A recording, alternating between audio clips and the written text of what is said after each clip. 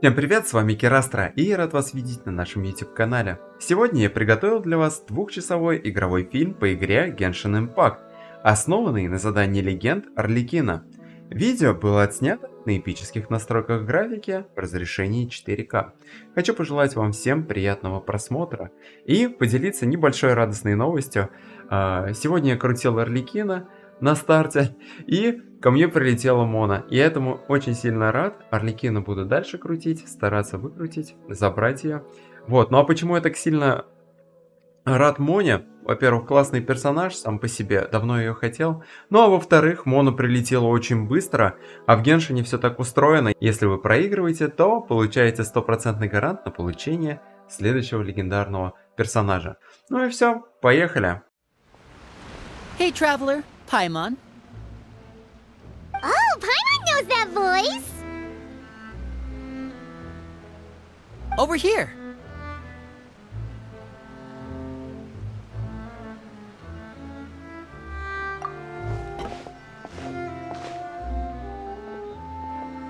To borrow one of the more popular turns of phrase at the moment, this appears to be quite the fated reunion. Running into you two out of the blue like this has really made my day. I certainly wasn't expecting it. You can say that again. What brings you to Poisson? Wait, Paimon's got it! You must be here for one of your magic shows, right? Actually, we've run into a bit of trouble on the home front, so Father arranged for us to stay in Poisson for the time being. Oh, are Lynette and Fréminé here too? Yep, along with most of the other members of the House of the Hearth. You may have noticed Poisson seems a bit more crowded than usual. So you're saying nearly the entire organization has moved to Poisson? Sounds like you've run into way more than just a bit of trouble. What's really going on? Well... Since the two of you are so curious, perhaps I can fill in the gaps. You scared Paimon half to death! Father, you're here. You know... On second thought, maybe we don't need to know? It's all probably super confidential House of the Heart stuff, right? No need to be nervous. I could sense your genuine concern from your conversation just now. Of course, I can also understand your confusion. Sending so many Fatui here to Poisson, it's only natural that some might suspect an ulterior motive to be involved. I understand. I'm well aware you've had your fair share of confrontations with the Fatui in the past, and I can't exactly guarantee that we'll remain on good terms in the future. As for right now, however, I would say we have little reason to be at odds, wouldn't you agree? The House of the Hearth could stand to be more open with those who have worked so closely with us in the past. As for the issue at hand, well, it hardly relates to any ulterior motive. To be frank, it all stems from a certain rumor circulating around the House of the Hearth. It's an internal matter. What sort of rumor? A rumor that a certain phantom child is hiding away in the House of the Hearth. A phantom child? Ooh, just hearing the name is giving Paimon the creeps. A spirit that should have long ceased to exist is lurking in the shadows of the House of the Hearth. So I decided to bring the children to Poisson before continuing to investigate the situation. I expect I should be able to track down the spirit fairly quickly. After that, it's just a matter of resolving the situation, if you will. It shouldn't be much trouble at all. If you're curious, or if you still have some concerns, it might be advisable to stick around for a few days. I'm sure the children would be exceedingly pleased to welcome some visitors. Lini, I'll leave you to entertain our guests. I have some matters to attend to. Of course, Father.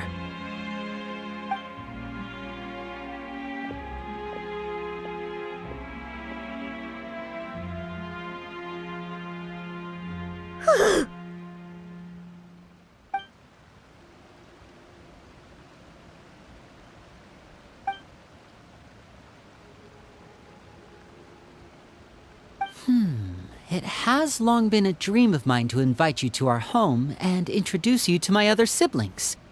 You're quite well known in the organization already. A lot of people have been talking about you, especially after everything with the prophecy. If you're willing, why don't you stay a while and have a little chat with us? Alright. We don't have anything else to do right now anyway. But let's be clear, we're just gonna be there as guests, okay? Don't get any funny... Oh, wait a second. For your guests, that probably means we'll be treated to lots of yummy food, right? Of course. During our stay in Poisson, we've been helping out the locals with some fishing. We bring in quite the bounty every day. In fact, today's the perfect chance for me to show you what I can do in the kitchen. Let's go. I'll take you to where we're staying.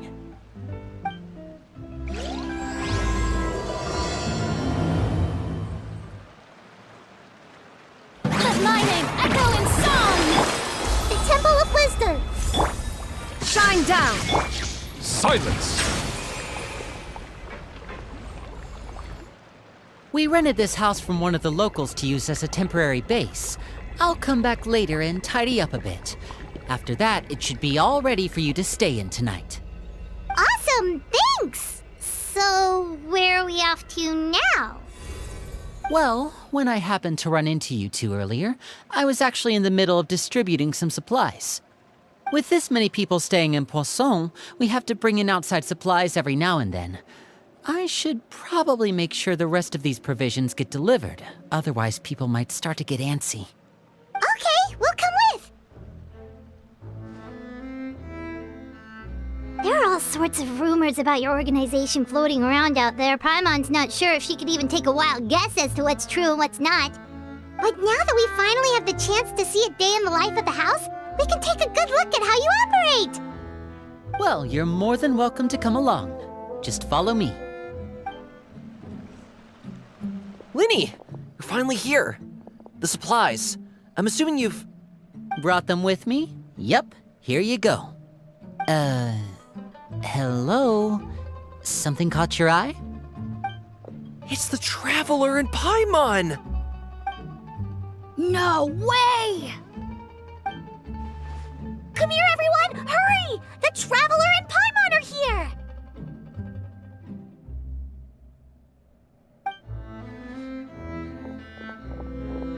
One at a time, please. Don't crowd around them all at once. We don't want to scare off our guests now, do we? Oh, it's all right! Gotta say, Paimon didn't realize we were this famous. Of course! Father and Lini have told us so much about you. Father told us about how you helped Lini. According to her, you're a trustworthy friend. And as far as she's concerned, that's pretty much the highest compliment we've ever heard her give. As you can imagine, everyone's been very curious about you. I heard the Traveler is so strong that she can move a mountain with her bare hands. I heard Paimon eats so much that she can clean out the entire pantry at Hotel de Boer in just 3 days. Wait a second! That's the rumor you heard about Paimon? Oh, not cool at all! Oh, wait. When guests visit, you're supposed to give them gifts and stuff, right? Oh, we don't need something like that. Besides, we don't have anything to give to you. Come on, we insist. I can give you some of my new potions. Just pick your poison. And by that, I mean medicine or actual poison. I've got both. Huh? Or maybe Shaplo can teach you guys about stealth. He's super good at it. He's never been caught.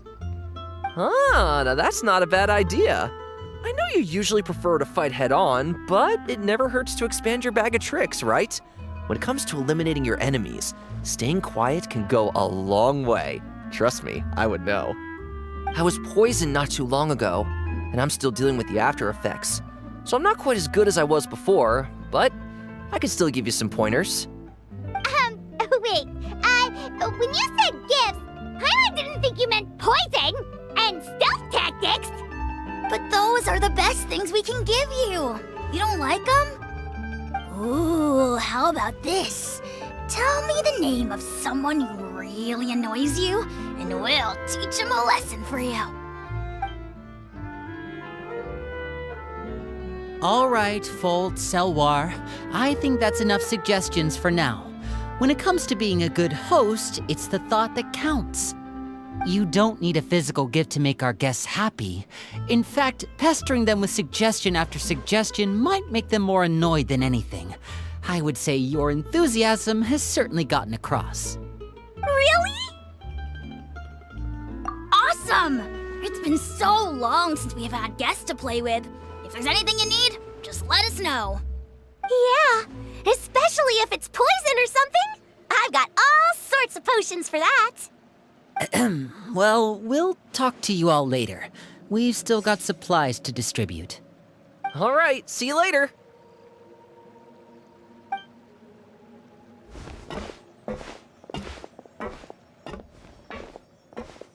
Bye!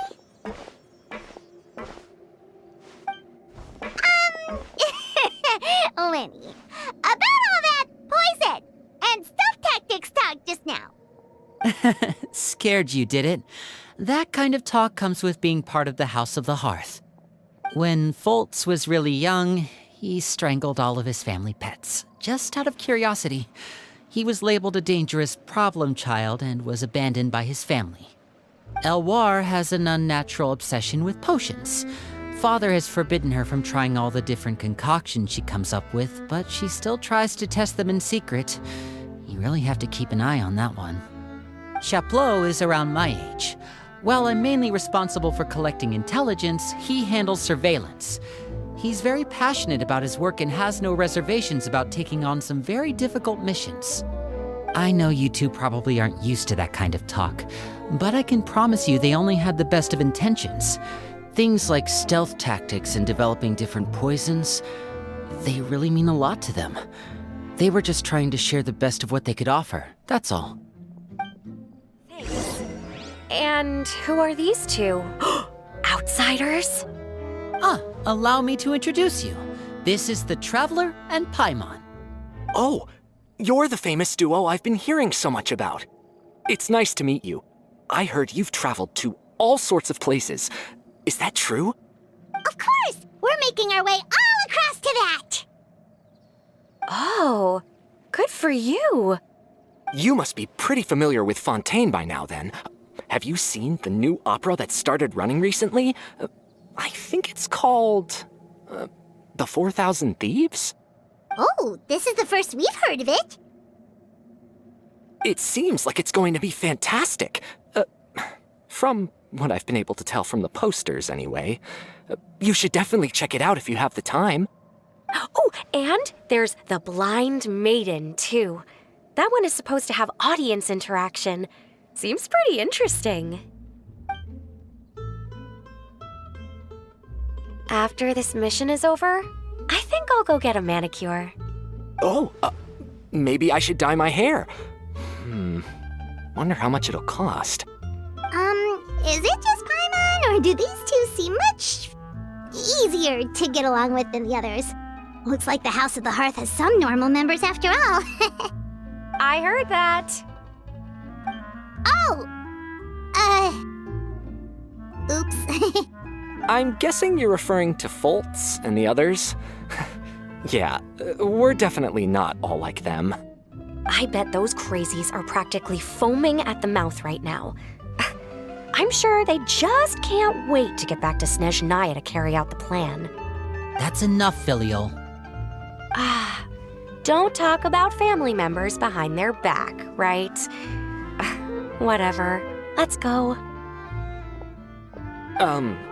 Guess this is goodbye then. If you ever have some time, we should go see the opera together.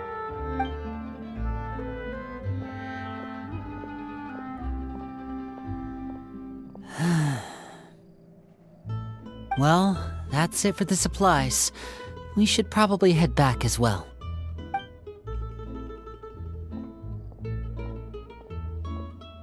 Well, they didn't seem too happy with each other. Seems like there could be something more going on here. You're right. We're only here as guests after all. Oh, Lini's getting super far ahead. Come on, let's catch up.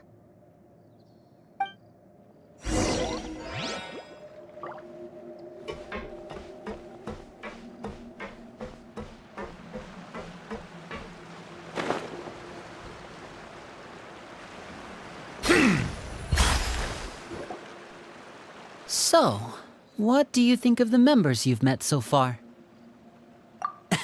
Well, Father is always encouraging us to be strong-willed and independent. So if there's one thing we've got, it's people who aren't afraid to speak their mind. Well, I should probably get cooking. Wanna join? Of course! Then let's head out and... Fréminé? What are you doing here? Fréminé, nice to see you again! You too. I heard you're here as guests of House of the Hearth. Welcome.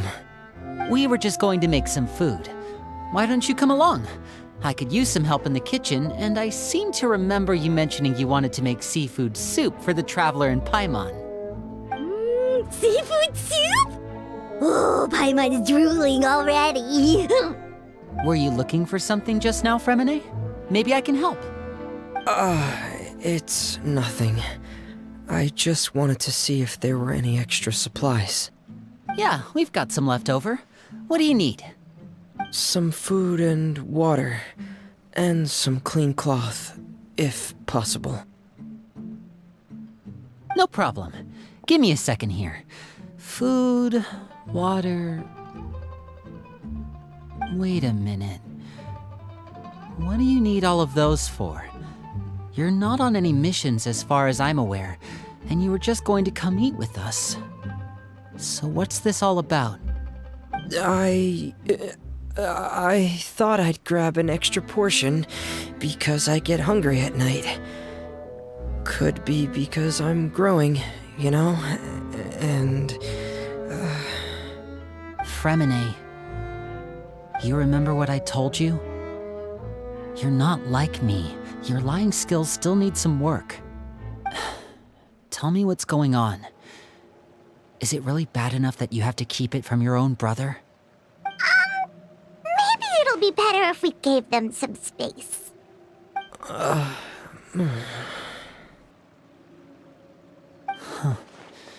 This is the first time I've seen that kind of look on your face. Whatever happened, does it have something to do with Father? Yes. Just follow me. Hello, my name's Lini. I grew up in the House of the Hearth. And you are? Hi, Lini. I'm also a child of the House of the Hearth, just like you. You can call me Klérvi. Klérvi? It's nice to meet you. Does that name ring any bells, Lini? No, not at all. That's not a name we have on our roster, I'm sure of it. What I'm not sure of, though, is how she managed to sneak in. She must be the phantom child Father's been searching for. From the looks of it, I'm guessing you were the one that found her, Fréminé. You, haven't told Father, have you? No, I haven't told anyone. I've just been keeping her hidden. For how long? About half a month now. So ever since we got to Poisson, then. Do you have any idea what you're doing? I know what I'm doing. Really? 'Cause from where I'm standing, it looks like you're hiding the very person Father has been trying to find. If Father finds out about this, everyone involved is going to be punished. You know the rules of the house, Fréminé. I know you do. Father doesn't tolerate any form of betrayal. So why are you doing this? I've thought it through. And I just can't hand her over like that. Lini, don't you remember last year? Chapleau nearly died after getting poisoned during that one mission. He wasn't able to get back before the poison started taking effect, and not a single person was there to help him. That night, while I was sleeping, I heard a voice telling me to go save him. I opened my eyes, but I couldn't find the source of the voice. I thought maybe I was just hearing things, but I went to look for him anyway. Luckily, I got there with enough time to save his life. That feeling of being haunted, of hearing voices, It's happened many times in the House of the Hearth. I'm sure you've noticed. So what you're saying is, that was her? She was the one who spoke to you that night? Unless there are other spirits roaming around the House of the Hearth, I don't think there's any other possibility. If Klérvi were our enemy, it wouldn't matter whether she was a spirit or an actual child. I would have acted without a second thought, because that's what Father ordered us to do. But she's been living with us, helping us from the shadows all this time. I think that makes her family. I couldn't just hand her over to be dealt with. Not when there's so much we still don't know. So what's your plan then? You can't keep her here forever. Someone is bound to find out eventually. I haven't thought that far yet. I don't want to disobey an order from Father, but I also don't want to put Klérvi in danger. Come with me. There are a couple things I'd like to say to you in private.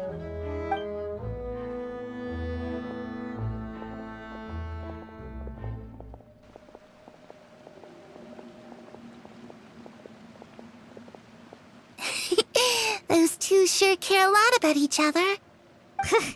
Well, they got a funny way of showing it. From where Paimon was floating, it sure seemed like they were about to bite each other's heads off. No way. They have a really deep bond. I could tell right away, because I also have a friend like that. I just don't know how long that kind of bond can last. The darkness in the house runs deeper than you can imagine. No one can get out alive. I'm sorry, Lini. I really didn't mean to drag anyone else into this. Oh really? You didn't mean to? 'Cause I for one wish you did. Huh? What do you mean? You know, when we were younger, you didn't call me Lini. You called me brother, just like Lynette. We grew up together, the three of us. We were all orphans, all rescued by Father. Of all the siblings in the House of the Hearth, I think our bond was the closest. Later on, when you started calling me Lini, I wasn't actually surprised. After all, Lynette and I are related by blood.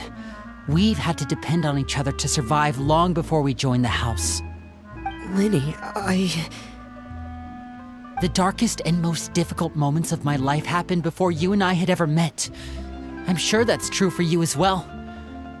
Even so, Fréminé, we've stood by each other for all these years now, and to me, that means more than blood. You and Lynette are the most important people in my life. No one can replace you. So I won't let you face anything alone. Not if I can help it. Oh, looks like things are getting kinda heated between Lini and Fréminé. Maybe we should go check on them. Oh, it's raining. I should put my clothes away.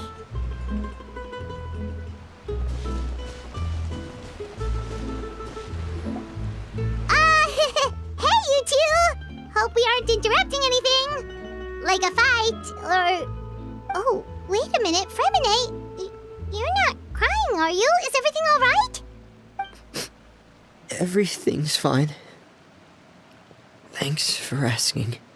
Well, we're all friends here, right? We've been through so much together, so if there's anything we can do to help, just say the word. It's just a small family dispute. It's not something our guests should trouble themselves with. In fact, it might be better if your stay ended here. What are you getting at, Traveler? When guests are around, families are often on their best behavior. And any disputes are less likely to escalate.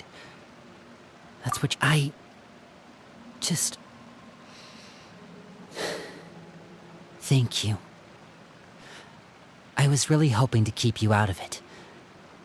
But even if I could think of some other reason to turn you away, I'm not sure I could convince you.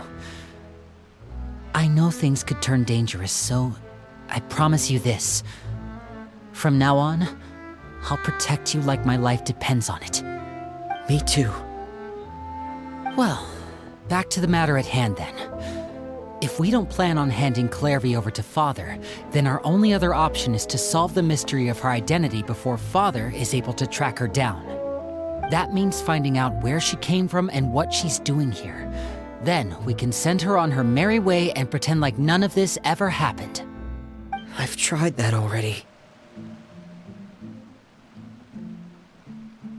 And? And nothing. I tried taking her somewhere really far away, but after some time, she just reappeared. She even came with us all the way to Poisson. It seems like wherever the house is, she follows. I don't know much about spirits. Do you two have any ideas? Let's see here. Paimon remembers hearing something like, if you fulfill a spirit's last wish before they died, they'll let go of whatever's keeping them here and return to the ley lines. Oh, it's just that Paimon doesn't really remember where she heard that, so it's not guaranteed to work or anything. Well, sounds like it's worth a shot. Guess that means we should go ask her about her wish. But first, Fréminé, I need you to promise me something. What is it? I need you to promise me that this will stay between the two of us. We're the masterminds behind this whole thing. No one else gets involved. Can you do that for me? Of course. I promise. All right. Then let's seal the promise just like when we were kids. Fist bump on 3. Ready? 1, 2, 3. I swear.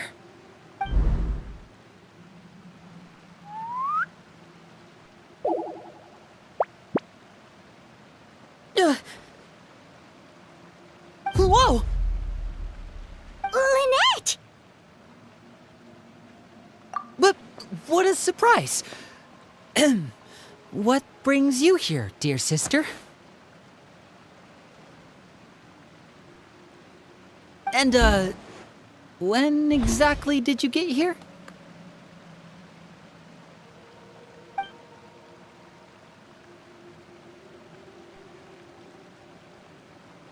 You're an idiot, brother. And you too, Fréminé.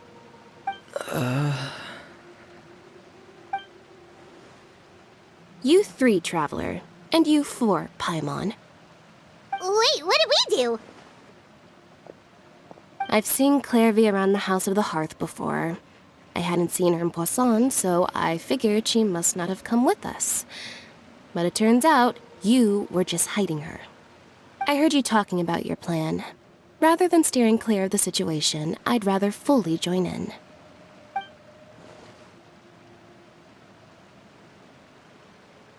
If you don't agree, I'll have no choice but to report everything back to Father. Simple as that. You're not giving us much wiggle room here, Lynettt. Well, I guess we're all in this together then. After we talk to Klérvi, we'll figure out our next move. There's no time to lose. Let's go.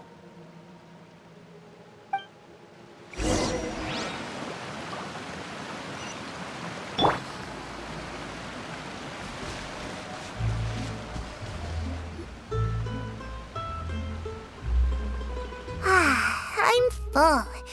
Thank you for bringing me this food, you guys. She said she's full, but the food doesn't look like it's even been touched. That's right. Based on what I've been able to observe, it doesn't seem like Klérvi can interact with the physical world at all. Still, when she's presented with food, she'll always linger around it for a good little while. Maybe, in her mind, she really is eating those things. Does she know that she has already passed away? I've tried to ask her, but she didn't answer. My guess is that she's just as confused as we are. Or maybe she couldn't understand the question at all. Klérvi, if you've got some time, I'd like to ask you a few questions. Sure. Oh, another new friend. Hi, I'm Klérvi. Hello. Klærvi, how did you join the House of the Hearth? Huh? Isn't it the same for everybody? The knave brings you here and then you can't leave. It's just that your name, it's not on the roster. And I've never seen you before. The roster? Oh, I get it now. I think there might be some things you don't know about this place. The people in charge, they're not as nice as they look. They say they keep a roster, but it's not complete. There are a lot of people who aren't on it, and never will be. In this house, some people are family, and other people are just test subjects. Those kinds of people aren't ever going to get a place on the roster, unless it's the roster of people who've been executed. Wait, does that mean the knave... she... Is there anyone that can vouch for you? Perry, she's my best friend. She's the only one I trust in this place. Have either of you heard of that name before? No. Me neither. Klærvi, Perry. Neither of those names are on the roster. But it seems like she's telling the truth. Either that, or this kid's already got a bag of tricks bigger than mine. Maybe we should try a different approach. Klærvi, do you have a wish? A wish? It can be anything you want. Just imagine. It's your birthday, you're blowing out the candles, and your wish is...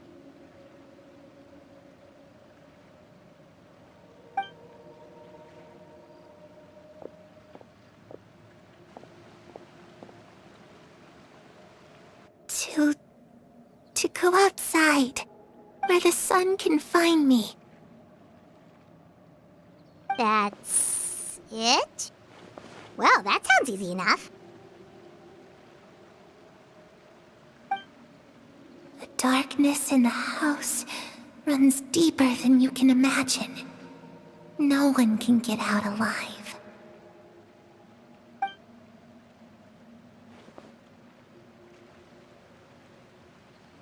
Okay, time to divide and conquer. Listen up, I've got a plan. I'll try and find a way to use basic illusory magic to take Klærvi outside and bring her somewhere with sunlight. Lynette, try and find the list of executions that Klærvi was talking about and see if her name is on it. Frémine, you stay in Poisson. We can't be the only ones who've had run-ins with Klærvi. I need you to collect intel on everything she's said and done. Understood. I'll try my best. What about us? What should we do? I really appreciate your willingness to help, but this is a family matter. I don't want to drag you in too deep. It's too risky. Let me think.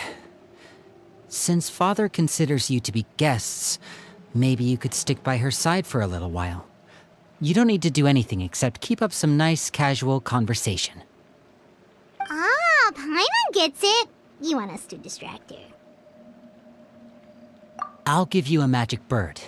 If Father suspects something, all you need to do is release it when she's not looking, and it'll alert me that something's wrong. Of course, that's only as a last resort. If Father doesn't seem to notice us, there's no need to make contact. We'll reconvene here tonight after all's said and done. If the worst-case scenario happens and we're discovered, just tell Father everything. We're not going to let our guests get punished for our own actions. That's where we draw the line. You too. Okay, this is where we part. Father should be at the beach nearby.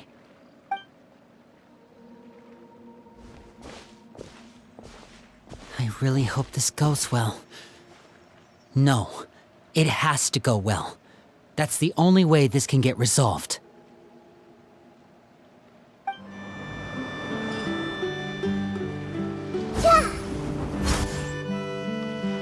It's the knave and child. supposed to be in Snezhnaya recuperating? What are you still doing in Fontaine? Oh, it's you two. I didn't expect to run into you here. I was unconscious for quite a while after the fight in the Primordial Sea. After I woke up, I realized I was being taken back to Snezhnaya, and well, I couldn't have that now, could I? Not when I've still got unfinished business here in Fontaine. So, I mustered up all my strength and made the journey back on my own. What sort of unfinished business are we talking here? It has to do with Skirk, my master. I really wanted to meet up with her, but by the time I got back, she had already left. I still have so many questions for her. Without any other leads, all I could do was ask the knave to help me track her down. She must have left behind some traces from her time in Fontaine. Oh, okay, so have you found any clues? Unfortunately, no. While the House of the Hearth is adept at collecting all manner of intelligence, certain existences can still manage to escape our purview. Basically, unless Master feels there's a need to meet with me, she's not going to be found. But that problem has an easy fix. I just need to become stronger, and then... Paimon thinks you should focus on getting better first. The worst of it is over. It's all thanks to that one kid from the House of the Hearth. Elwar, I think her name was. She gave me a bunch of random potions to drink. They didn't go down easy, let me tell you. Pain and chills all over. But they really did help speed up my recovery. And that's good, because it looks like I really do have to head back this time. The old man's been putting the pressure on me.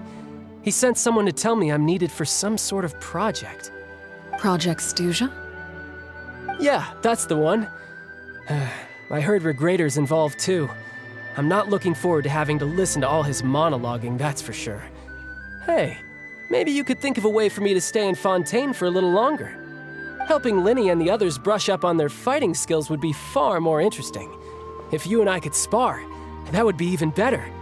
I've been waiting for a chance to see you go all out.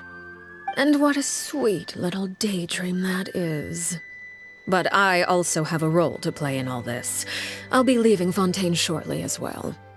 Besides, considering how little they see fit to step outside the homeland, being called on to return to Snezhnaya by such illustrious dignitaries, what a great honor.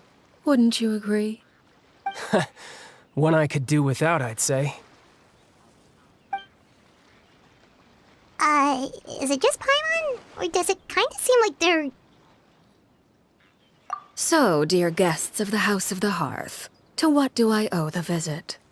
Well, we just... Right!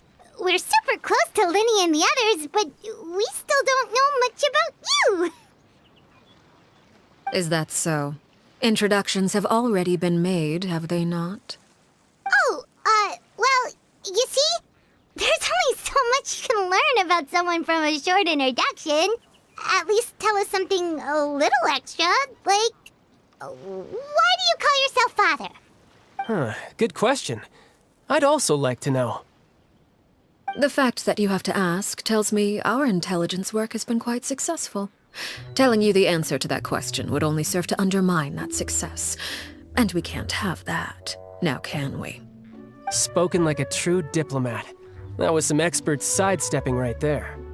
Well, if there's nothing else, I think I'll take my leave. I still have a small matter to resolve at home. Wait, don't go!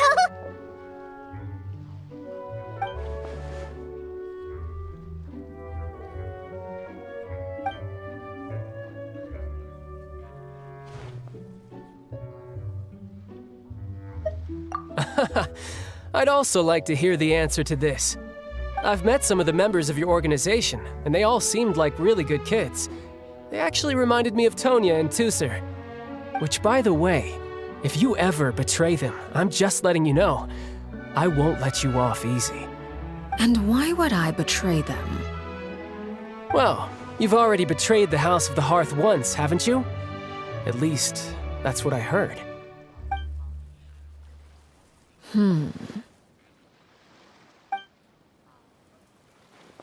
Okay, I admit. That's just what the old man told me. The rooster, I mean.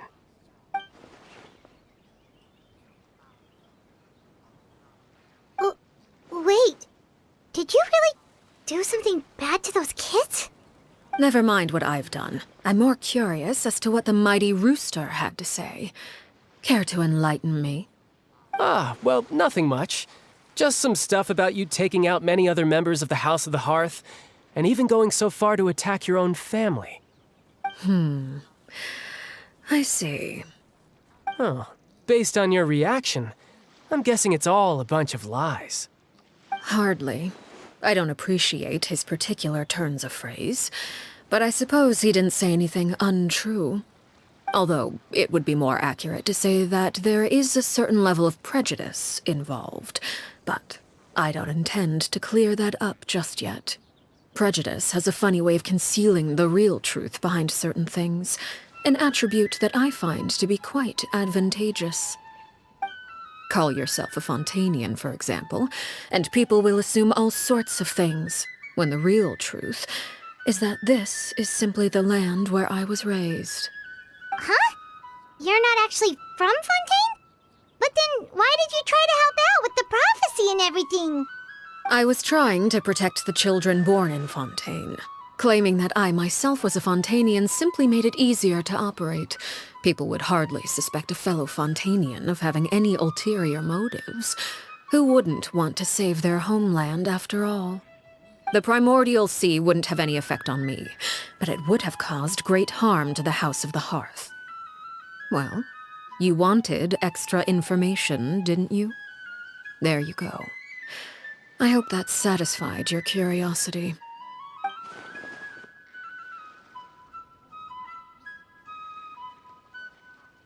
So, you stayed in Fontaine for the kids. I guess I was wrong to believe you'd betray them. Apologies. Looks like I was holding on to some prejudices myself. Good. Like I said, I like it when others have misconceptions of me. Actually, while I was recuperating at the House of the Hearth, there was something else that really caught my attention. I heard that members always resolve disputes and arguments with a friendly spar, and the loser has to back down. Seems pretty cool if you ask me. Would also give them plenty of opportunities to hone their skills.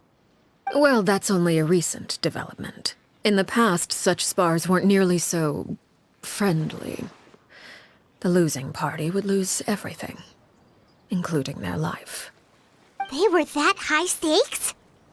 Whew, at least that's not a thing anymore. Well, the current atmosphere's not half bad. I'm a bit jealous, actually. You've got so many family members around you, and you even get to live with them. Having a lot of family around means dealing with a considerable amount of bickering and scheming.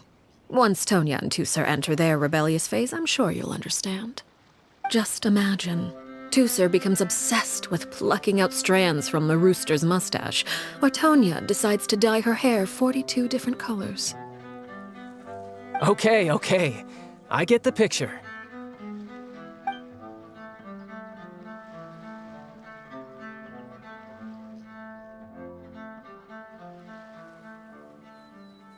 Well, would you look at the time? I should probably get going.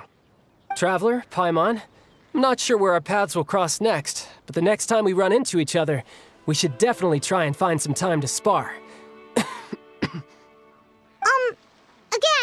maybe this is a conversation we can have when you look less like you're gonna kill over. All right. Well, thanks for everything, Arлекино. No thanks necessary. You also played a part in obtaining the Gnosis. I would say we can call ourselves even. I like the sound of that. Well, I'm off. See you all some other time. We should probably get going too. Do you want to head back with us? Oh? You want me to leave so soon? Oh, well, you see, I'm rather enjoying the evening breeze. If you don't mind, I think I'll stick around for a bit. I have some things to think about. Apologies for not attending to you like a proper host. Please forgive this slight. I do hope you'll have a pleasant stay. We managed to keep her distracted until nightfall. Good thing Child was there to keep the conversation going. You don't think she suspected anything, do you? Oh, I wonder if Lini ran into any issues. Let's hurry back and see how everything went.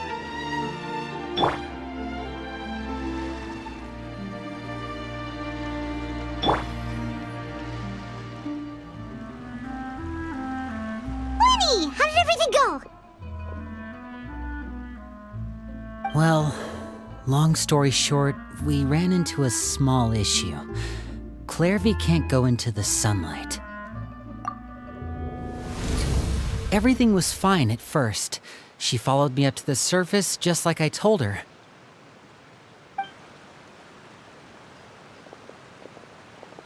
But as I led her out of the shadows and into the sunlight, she vanished. I turned around and there she was, standing at the edge of the shadows, silently watching me. Huh. Maybe she's afraid of sunlight, or... No, it wouldn't be her wish if that were the case. Well, we could always try pushing her into it. Oh, true. I've pretty much tried it all already. Nothing worked. Eventually, the sun went down, so all I could do was bring her back here. How did it go with you, Lynette? Good. I've got the list. It's right here. Really? Well, what are we waiting for? Let's take a look!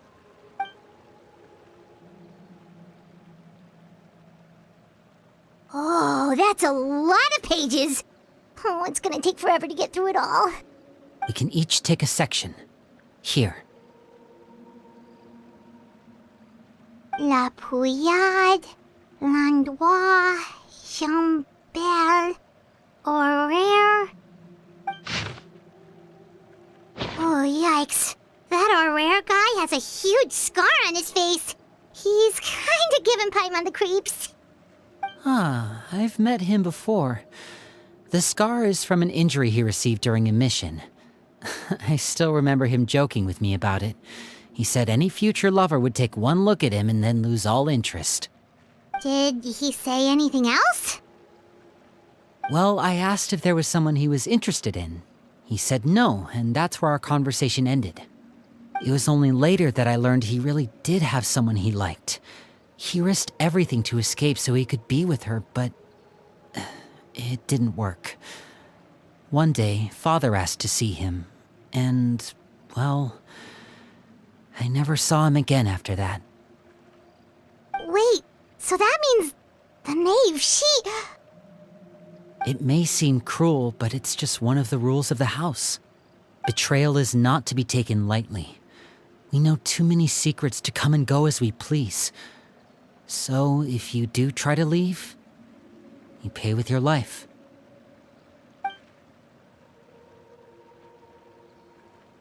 Her name's not here, huh?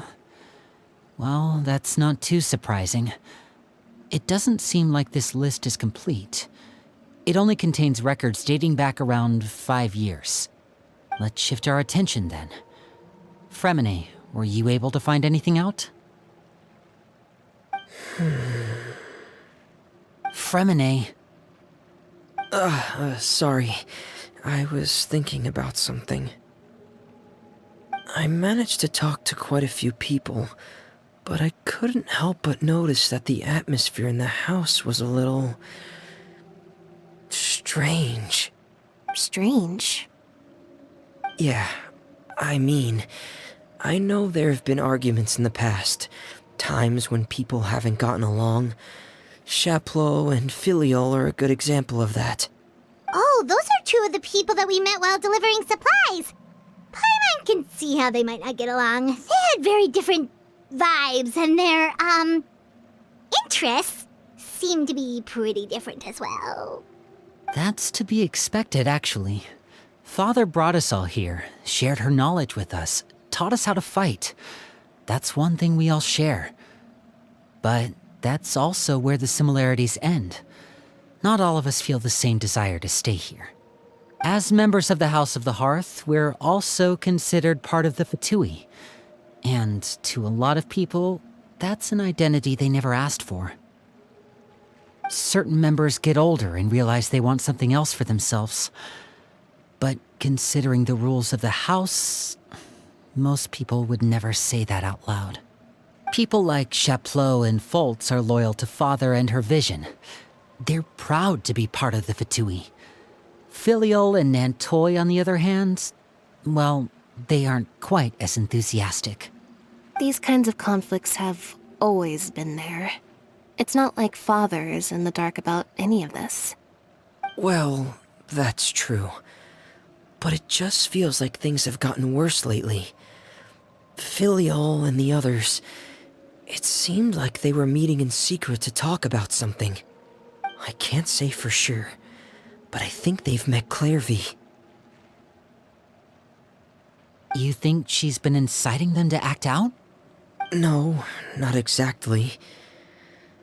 But I wouldn't be surprised if she said something to them about the darkness in the house and how deep it runs. She's told me about it before. Experiments being run on children. People being used as pawns on the battlefield without so much as the strength to survive. And they just believed all that? Without any evidence? Klérvi's words probably gave them the excuse they were looking for. Whether they actually believe them to be true is secondary. This is all because of Project Stuja, isn't it? Whoa. Hold on a second.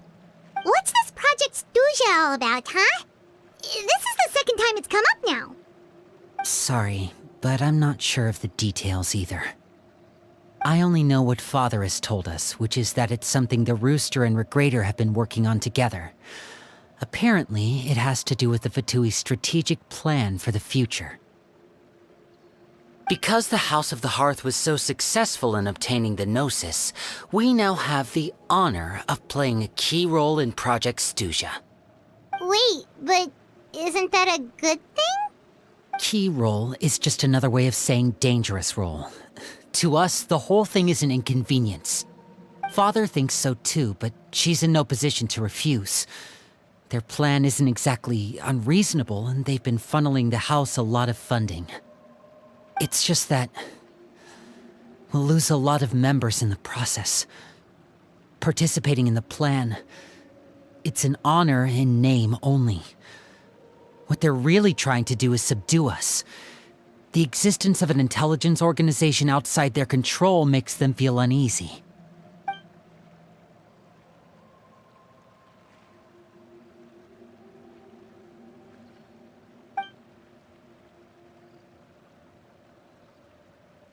Okay, super complicated top secret Fatui business aside, what does all of this have to do with the conflicts you were talking about earlier? Paimon doesn't get the connection. External pressure has a way of exacerbating internal strife. You can't overlook the power of fear either. People are afraid of dying, and that fear is often the impetus for a lot of stupid decisions. I thought resolving the Klérvi situation would make everything go back to normal, but it looks like things are more complicated than I thought. If we leave Filial and the others to their own devices, sooner or later, Father will be forced to take action. We can only focus on one situation at a time, brother. You're right. Even if we confront Filial and the others, it won't do any good. It might even make matters worse. We should focus on Klérvi for now. Well, it's getting late. We should head back and get some rest. We'll try again first thing tomorrow. Lynette, you stick with me this time. Fréminé, keep a close eye on Filial and the others. Make sure they don't do anything they'll regret. Good work today, everyone. Have a good night, and I'll see you tomorrow.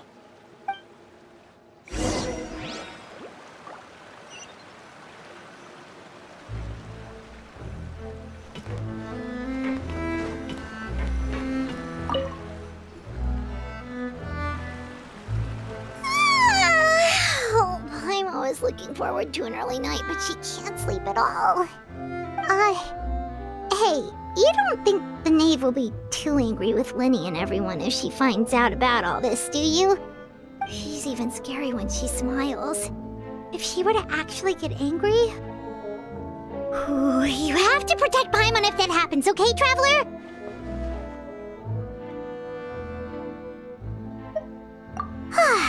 Trust is ever, Traveler. Look! Look over there! Quick! Let's catch up with her before anyone sees!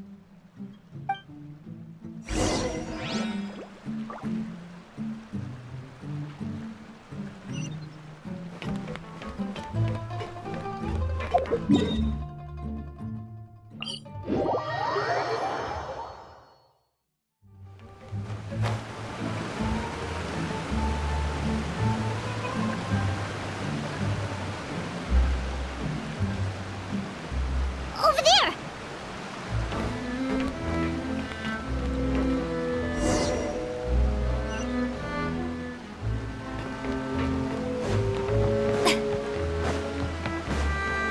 May I present? Oh, where is she going? Oh, if someone sees her, we're toast!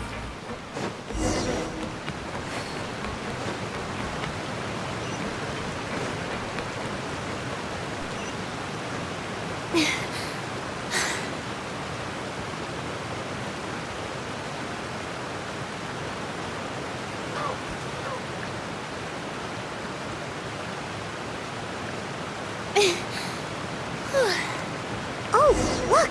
She stopped!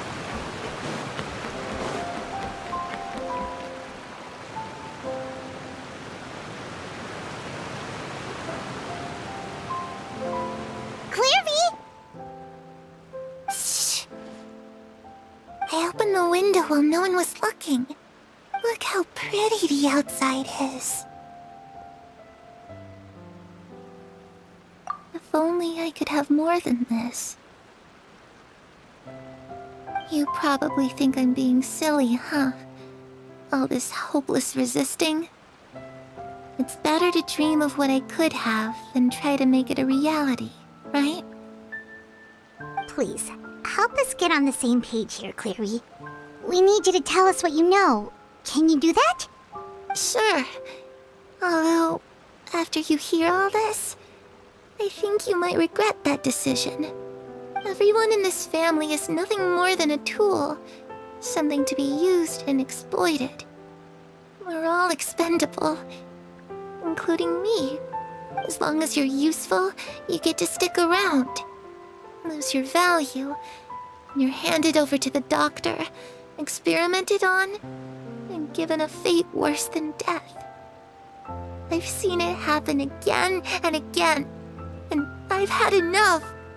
You're saying the knave did all that? It's just, that doesn't seem like something she would do. She's scary and all, but it seems like even she has lines she wouldn't cross. I knew you wouldn't believe me. Everyone thinks she's a good person. They all think of her like a real mother. Mother? But she doesn't deserve that title. She's disgraced it and tarnished it. And if I had things my way, I'd never see her again. If only Perry were here, she'd understand. Perry? There's that name again. Also, Paimon's getting a strange feeling. It almost feels like she's not really here with us. Paimon can't tell if she's actually talking to us or if she's mistaken us for someone else. Well, in any case, it seems like she really needs someone to talk to. We should keep her company for a little longer. She looks so young. But it seems like she's been through a lot. It's getting windy. I should close the window. Ooh, look at the moon. Isn't it pretty? Hey, wanna hear a secret? I heard that if you look up at the night sky in Snezhnaya, you can see the aurora. It's about Perry and I promised each other that once we're older, we're gonna go see it together. But I can't find her. I'm worried she's also been... No, that wouldn't happen to her. She's special. Mother likes her a lot. We should really go talk to Mother, but we just fought. She doesn't want to see me, and I'm too scared to face her. What should I do?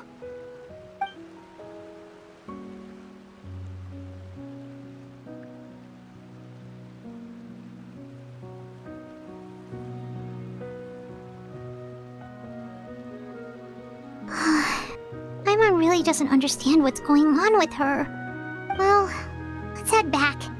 We've got an early morning tomorrow.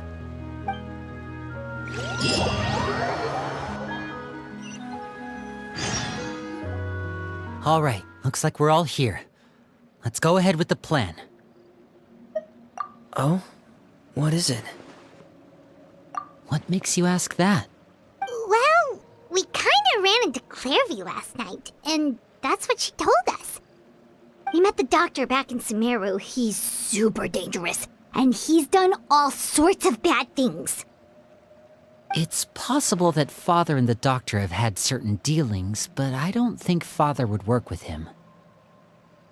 We're not really on the same side, so there's not a lot of trust between them. That doesn't exactly set the stage for a successful partnership. I did hear, though, that when Father first became a Harbinger, the Doctor offered to work with the House of the Hearth. Father rejected most of his proposals, except for one. It had to do with some sort of secret experiment. Secret experiment? Could that be what Klevy was talking about? I don't think so. I don't know any details about the experiment itself, but I do know it's an entirely independent operation. The Doctor only proposed a direction for the research. That was the extent of his involvement. I still don't think that counts as working together. The details of the experiment are confidential, but complete records are kept on all participants. That doesn't seem to be the case with the situation Klevy referred to. I know you don't agree with some of the Fatui's methods, and I'm not asking you to. But I am asking you to trust us on this. The House of the Hearth has its own principles. There are certain lines we're not willing to cross. Alright, that's good to hear at least. Klevy seems to think the Knave and the Doctor worked together to do something horrible. If that turned out to be true, Paimon doesn't know how he would even face you guys. It's just that it doesn't seem like Klevy is lying either. The easiest thing to do would be just ask the Knave directly, but Paimon doesn't think she'd tell us. Father didn't come back last night. She's probably still near the shore. We'll be counting on you to distract her. Lynette, you're with me. Fремине, you know what to do. Be on your guard, everyone. All right, let's get to it. Ah, it's you two again. I must say, you look a bit pale. Did you have trouble sleeping last night? A little. Perhaps if you had less on your mind, you'd be able to absolve yourself of such troubles. So what are you planning to do now? Catch up on some sleep? Or should I give you some time to rack your brain for a topic to discuss before I ask any questions? Although I must profess to being curious. Without Child here, how do you plan on distracting me? Us? Distract you? A good one. But no, we were just here for a chat. Looks like you could have used some extra time to think. No matter. If you don't have any other plans, why don't you accompany me somewhere? Don't worry. I'll be sure to steer clear of any scheming children. The ocean breeze is sure nice today. Children always think they can hide things from the grown-ups. But nothing gets past me. Least of all a little scheming. I think I'll let them have at it for a little longer. I can be very patient. Well, I'll leave you to think things over. If you're so inclined, meet me outside the Palais Mermonia. Good things come to children who do as they're told. So I do hope you decide to tag along. If only for your friends' sakes. What should we do? She clearly knows about everything we've been doing, and Paimon doesn't think it'd be a stretch to say she was threatening us just now.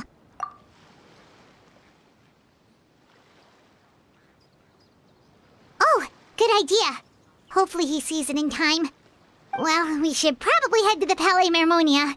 Paimon doesn't want to find out what happens if we don't show up. Based on what the knave was saying just now, it sure didn't seem like it'd be anything good. Okay, then we probably shouldn't keep her waiting. It seems like Lini and the others are on thin ice, so let's do our best to not get them in any more trouble.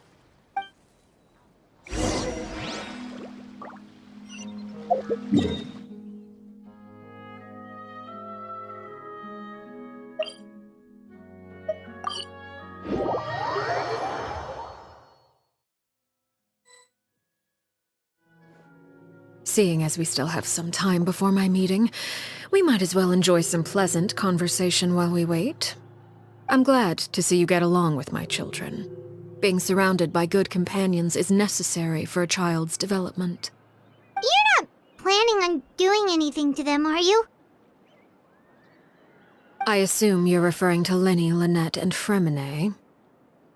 Although, there's that situation with Filial and Nentoy as well. It appears quite a few people have been acting out lately. No matter. I'm not one to discriminate. All those who betray the house meet the same fate. There are no exceptions. Does that mean you're going to kill them? Oh, are you here to beg for their lives? I'm sorry to disappoint, but the rules of the house change for no one. In my organization, everyone is responsible for their own actions. But don't you care about them at all? They really respect you. They even call you father. You must feel something for them. Any organization in which feelings come before principles is one destined for ruin. The House of the Hearth is hardly an exception. You could say our principles are more stringent than most. Perhaps I can offer you this consolation at least. As our guests, you two will not be held accountable along with them.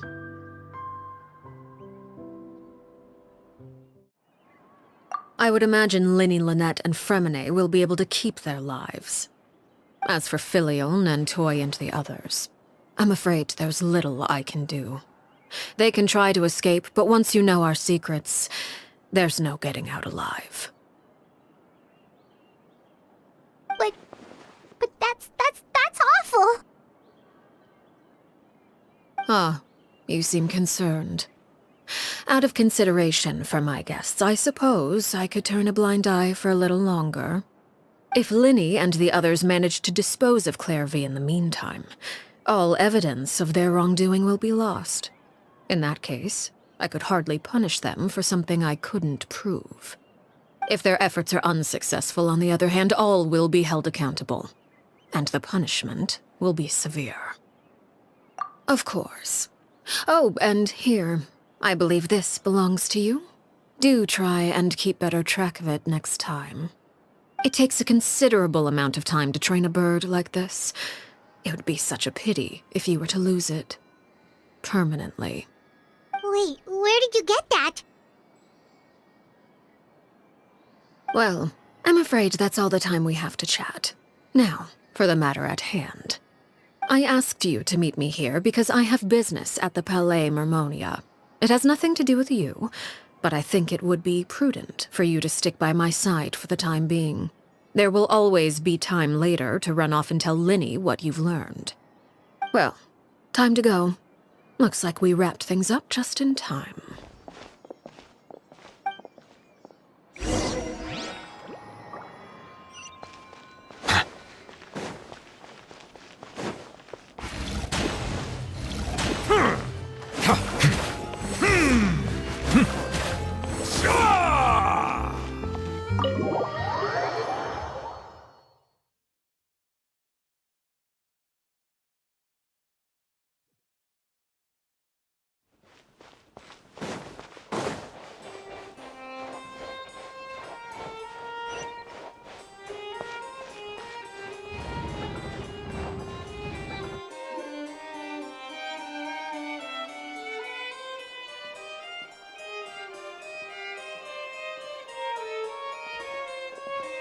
It's been a while, Monsieur Neuvillette. I must say, I wasn't expecting my meeting request to be approved quite so quickly. The Palais Mermonia operates with an efficiency worthy of admiration.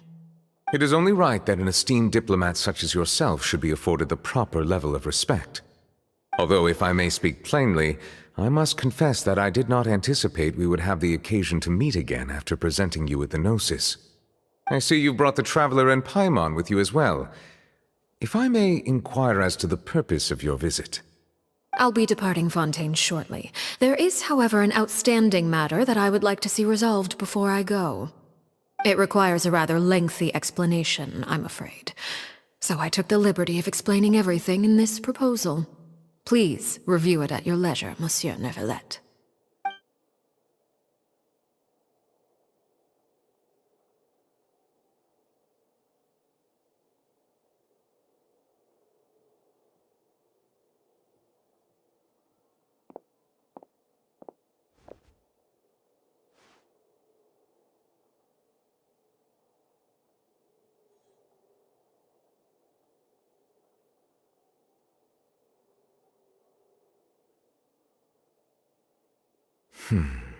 I understand your request.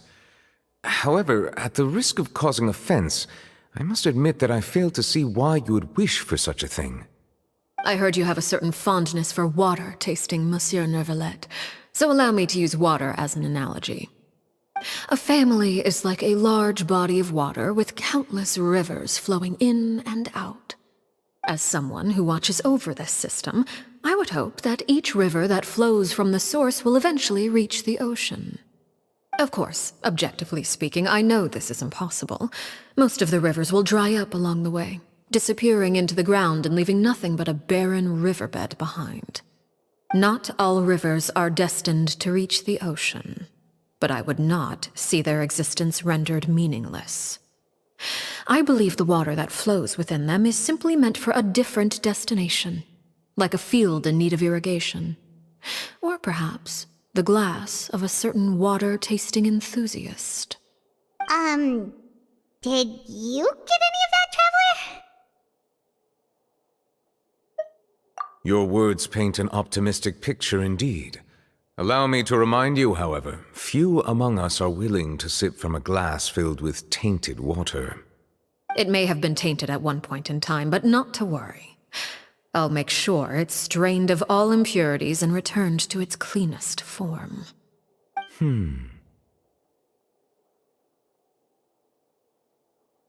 I seem to recall there being a transactional aspect to your proposal. Perhaps you could expound on that? If you accept my proposal, Monsieur Neuvillette, I will gradually withdraw my forces from Fontaine. And, unless absolutely necessary, I will no longer carry out any special missions within Fontaine. I presume I can take your words to mean that, in the future, cases similar to the Tartuffe assassination will cease to cross my desk? Tartuffe? Ah, that thief who embezzled funds from all those charities, you mean? My deepest condolences to his family, but without any evidence, I cannot imagine how the House of the Hearth might have been involved in his passing. Of course, if you accept my proposal, Monsieur Neuvillette, I'm sure certain measures could be taken to reduce the frequency of such troubles. You choose your words carefully indeed. In that case, I am inclined to accept your proposal. My thanks for your generosity, Monsieur Neuvillette. Well, with that settled, we should be going now. I took the liberty of bringing along 2 bottles of spring water from Snezhnaya for you to enjoy. I do hope I get the chance to hear your impressions. Perhaps at our next meeting, yes? Indeed. I trust you would not overlook your commitment in the meantime. All right, Traveler Paimon. Time to go.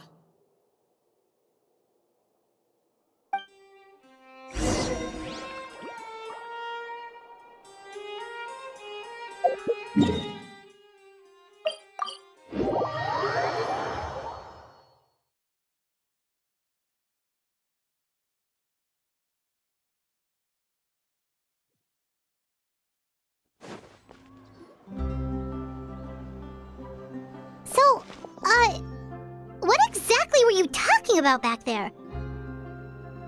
Paimon only heard you mention some rivers, a large body of water, and then some kind of irrigation scheme. You really want to know? I would imagine there might be more pressing concerns at the moment. Lini, Paimon really hopes everything's going okay.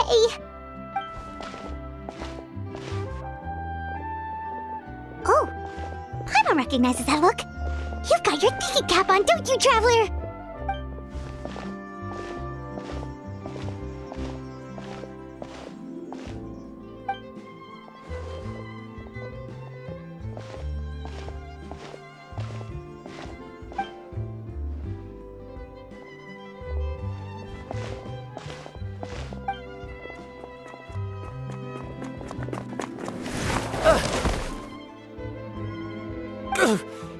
Oh, shoot. Are you alright? Oh, jeez. I'm so sorry. I was so focused on selling these papers, I wasn't looking where I was going. Well, let me make it up to you at least. Here, take this paper. On the house.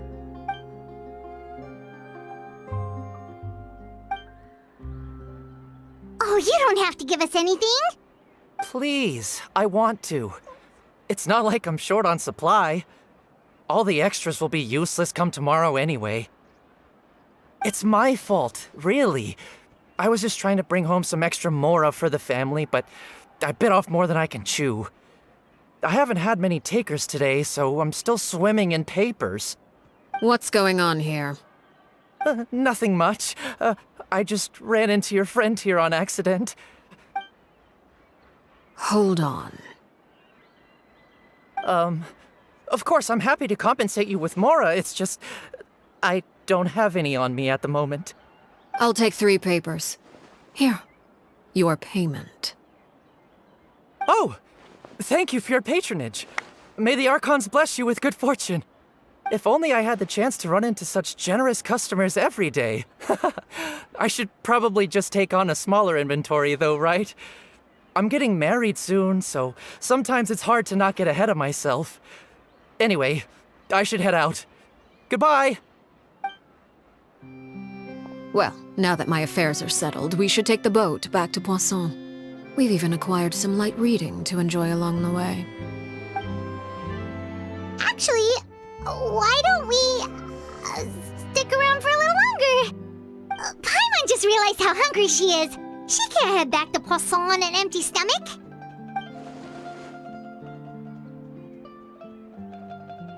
It appears you two are under the impression that delaying our return will somehow alter the situation in your favor.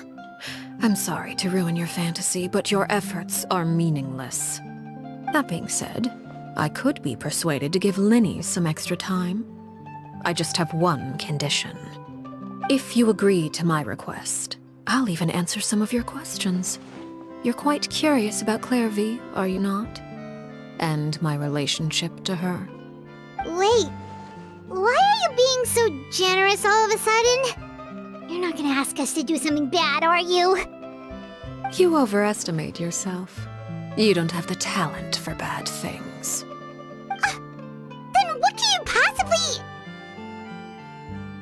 The most important consideration in a negotiation is that both sides receive something they want. Demands are wonderful. Here it is. When the time comes, make the choice that you deem most appropriate in the situation, and lend your help to the House of the Hearth. Okay, sounds normal enough. But what do you mean, when the time comes? When is that supposed to be? That is for you to decide. Then we have a deal. Follow me.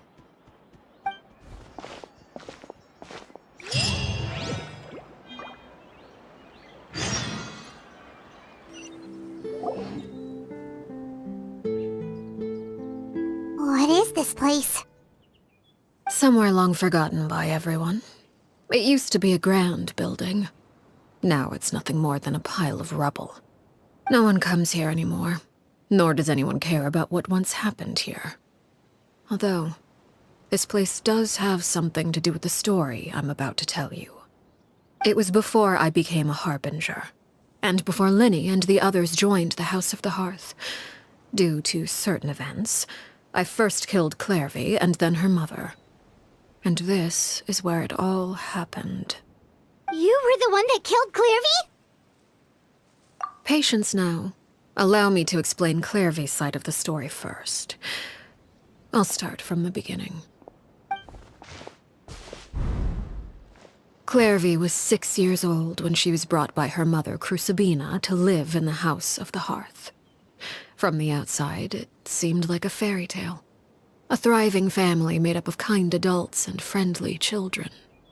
Crucibina was the knave at that time, and the House of the Hearth was under her control. She was Klérvi's mother by blood, but she was also the mother to all the children in the house. Klérvi was happy here, for a time. But she quickly realized that being part of this family wasn't a fairy tale at all. It was a kind of purgatory. Purgatory? Exactly. The House of the Hearth takes in war orphans from all over Teyvat. But as for how to raise them, that depends entirely on the person in charge. Crucibina came up with a novel idea. She would teach the children to fight, force them to duel each other, and then crown as the king of the house the child who proved themselves most worthy of inheriting her title. It's difficult to estimate the number of children who died or were maimed in the process. There's little I can say about the ones who died. The ones that emerged with permanent injuries, on the other hand, well, they still served a purpose. They would be handed over to the doctor to be experimented on, or sent away on dangerous missions. Nothing more than tools to be used and then discarded. So those were the experiments Klérvi was talking about. But what actually happened to her? You said that Klérvi was Crucibina's daughter, so if Klérvi tried to convince her to stop what she was doing, Crucibina probably would have listened, right? Despite being Klérvi's mother, Crucibina cared little for her daughter. She forced Klérvi to join the House of the Hearth only as a means to demonstrate her own impartiality as a mother, to prove that she treated all her children equally. Klérvi did try to convince her mother to change her ways, but it was to no avail. After her efforts failed, the only other option was to rise up and try to fight back. Unfortunately, the other children had already been thoroughly indoctrinated into the illusion of happiness Crucibina had created. Of course, there was one exception. Someone Klérvi's age who knew the truth about the House of the Hearth. Her name was Первой. Wait, the friend that Klérvi mentioned? Friend, huh? I suppose we can call her that for now. Klérvi was a cheerful and passionate person with a tenacious spirit. Первой, on the other hand, was rather cold-blooded. Her cold-blooded nature allowed her to see through Crucibina's facade. Yet, it was also this cold-bloodedness that prevented her from acting against it. At least at first. While Klérvi longed for freedom, Первой was convinced that, amid all the fighting and violence, she would make it until the end. Despite their differences, the two became fast friends, united by their knowledge of the truth. Klérvi told Первой that she hoped to create a real family, where no one would be killed or sacrificed. There may have been a certain naivete to her ideas, but Klérvi proved her determination many times over. She tried countless times to run away, ask for help, or expose the truth. But her efforts only earned her beating after beating. The only thing that kept her going was her strength of will. Even with her body racked with pain, she would still stand on her tiptoes and open the window at night. She and Первой would look out at the moon together, a fierce longing for freedom shining in her eyes. But one day that light simply vanished. Oh no. What happened? Her hopelessness resulted from a culmination of things. 10 years had passed. 10 years worth of failure after failure. She and Perouer weren't children anymore, but finding any chance to escape still seemed as hopeless as ever. It was during this time that Perouer suggested a new plan. If escaping was out of the question, why not take down the very person sitting on top of this throne of lies? Mother herself. Klérvi rejected that proposal. She claimed that, as a famous harbinger, Crucibina possessed an unimaginable amount of power. Trying to kill her would have an incredibly low chance of success. Klérvi never gave another reason, but Perouer could see it written all over her face. Klérvi still thought of Crucibina as her mother. Killing her own flesh and blood was a line she couldn't bring herself to cross. If she couldn't escape and fight back, then only one option remained. Precisely. Death was the only way that she felt she could be free. It happened during a duel. When she arrived at the dueling ring that day, her partner turned out to be none other than Perouer, the very person that had stood by her side all those years. It was a fierce battle. But ultimately, Klérvi decided to let Perouer end her life. From that moment on, Perouer's journey was one written in flames. When the rain finally came and washed it all away, there she stood, the sole victor in Mother's endless game of slaughter, a trail of corpses strewn across her path to success. It was the very result she had predicted 10 years prior. Even then, she believed she would make it until the end. She wasn't surprised by the fact that she emerged as Mother's undisputed heir. Rather, her success left her with an inexplicable sense of restlessness. She was unsettled, and there was only one thing that could quell that sensation. Perhaps you two would like to take a guess as to what it was? Crucibina, you mean? But... Correct.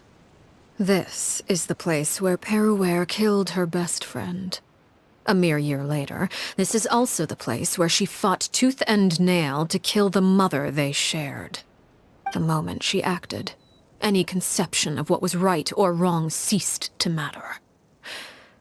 It's one of the principles of the house. Only those who survive get to write the rules. Perouer won the battle, and became a harbinger herself. After which Her Majesty, the Tsaritsa, bestowed upon her a new name. Arлекино. So the Perry Klérvi was talking about... It was you all along. You're Perouer. Arлекino is just a name you got later. I left that name behind long ago. I must say, hearing it now does bring back memories. After I defeated Crucibina, the moniker of Mother died with her. I chose to forego the title she called herself, and even chose to give up my own name. I rebuilt the House of the Hearth under a new identity. Not only as Arлекино, but as father. And that is where the story ends. Any more questions? Yeah. Based on what you just told us, Klérvi wasn't a little kid when she was killed. So the Klérvi we met... Was she really a spirit at all? I suppose you could call her an illusion born of flame. Her existence is like ashes to a fire. Something left over in the wake of blaze and ruin. You see, a certain power runs through my veins. It's not unlike a curse. My flames leave behind shadows of anything they consume. Of course, the chances of those shadows morphing into a sentient entity are exceedingly slim. Klérvi is a very special case. Klérvi died when she was 16 years old, but what emerged from the flames was her 6-year-old self. Her appearance wasn't the only thing affected. Most of her memories were lost to the blaze as well. Memory is a mysterious thing indeed. Losing a portion of your memories will alter your sense of self. Lose 10 years' worth, however, and it would be like living in the past. Like returning to a version of yourself that never grew up. No wonder Paimon got such a weird feeling when we were talking to her. Perhaps I should put it this way. Klérvi is someone trapped in time. It may seem like she exists with us in the present, but she truly lives in the confines of her own past. So if all of that is true, then you must have known about Klérvi for a long time. Indeed. She's a rather volatile and unstable entity. Sometimes she would look after the children. She's even saved some of their lives. But other times, she would hide from me and become obsessed with revealing the truth about the house to anyone who will listen. Shadows don't have the capacity to learn or grow. Any new information they encounter is quickly forgotten over time. Your attempts to expose Klérvi to sunlight. They failed, yes. The reason is actually quite simple.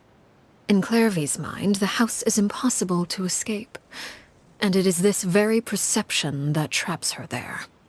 But no matter. All I have to do is kill her again, and all will be resolved. I don't anticipate so much as a single speck of ash will be left behind this time. Wait! Paimon can understand why you might want her gone, but isn't there another way? So what if she's trapped in her 6-year-old self? She's still your friend! At least talk to her first! It's too late for that. She broke the rules, and now she must be punished. That goes for Filial and Nantoy as well. She's had quite the effect on them.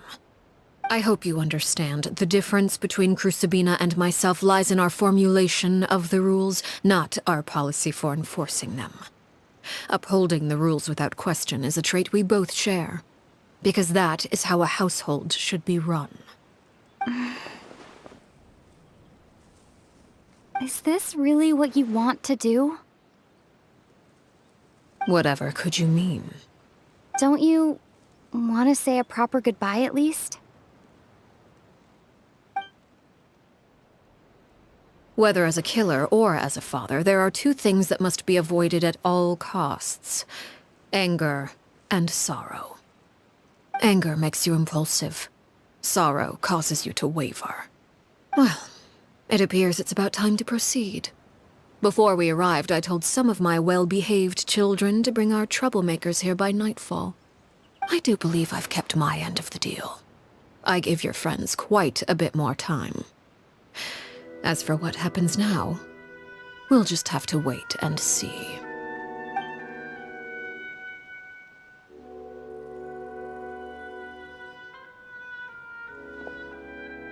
Here they are, Father. You gonna execute him? Seeing something like that would actually be a first for me. Lini! I'm sorry. I heard about how you helped buy us more time. But I still failed. I couldn't find a way to fulfill her wish. Huh? Are you... Perry? Indeed, it's been a while, Klérvi. Perry! Shh, stay right there. I'm sorry to postpone our reunion, but first I believe certain scores need settling.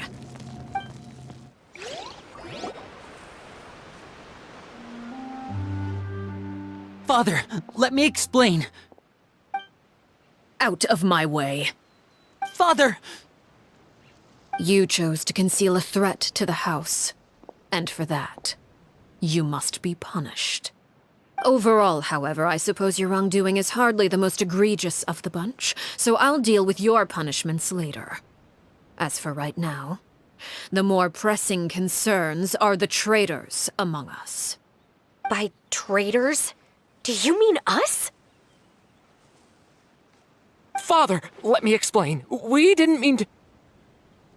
Fultz, why don't you share what you heard? Yes, Father. Secret Midnight Meeting number 3. Participants, Filial, Nantoi, Sato, Toddy. Nantoi clearly said, if only Father wasn't the one who took us in. Sato added, I'm sick of this life. I just want to live as a normal person. Filial was the worst of them all. She called us crazies and said a bunch of mean things about Father.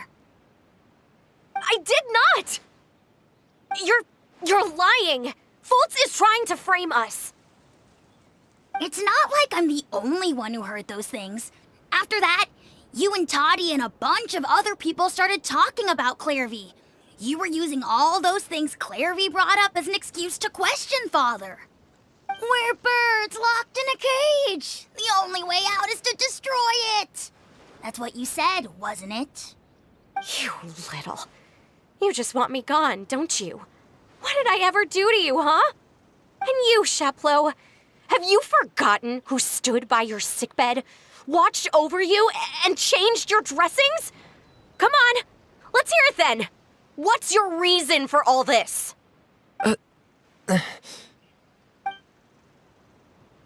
You're wrong, Filial. We don't want you to die. You're our family. Liar. You wouldn't be doing this if that were the case. So why? Why have you backed us into a corner? We all live in the House of the Hearth. You know the type of work we do, Filial. A single betrayal can cost dozens of us our lives. It's not like it's never happened before. That kind of thing is hard to forget. That's why the House of the Hearth cannot tolerate any form of betrayal. Ever since we came to Poisson, you've had 7 secret meetings. A lot of the things you talked about really crossed the line. You've been spying on us for half a month? Wait a second. Now that I think about it, the move to Poisson was just a way to make it easier to spy on us, wasn't it? Because we were all in one place. You've had this planned all along. Filial, Nantoi, I'm sorry. I owe you both my life. I owe Klérvi too. If it weren't for all your help after I got poisoned, I wouldn't be standing here today. If this were any other situation, I would do anything to repay that kindness, even if it cost me my life. But rules are rules. I'm sorry. My hands are tied. Why?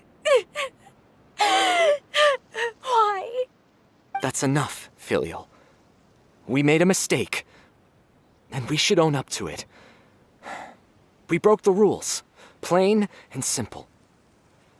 And now we have to face the consequences. I'm sorry, Sheplo. Fultz. I'm sorry, Father. We accept our punishment. Chapleau, according to the rules of the House of the Hearth, how should these traitors be punished? All those who betray the house pay with their lives. And so it shall be.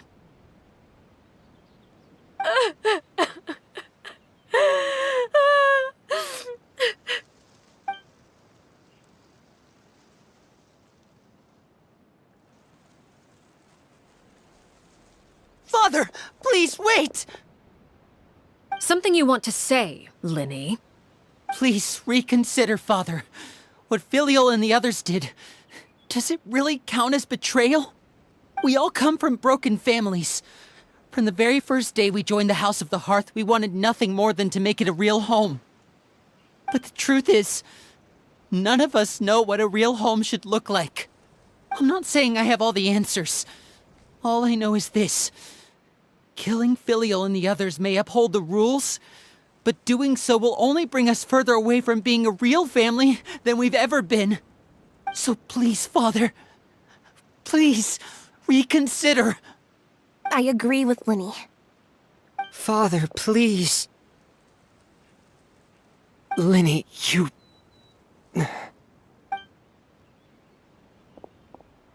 I also agree with Lini.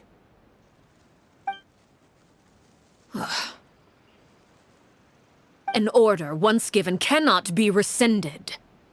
However, given the extent of your determination, I suppose we shall have to go about this a different way. Draw your weapons and face me.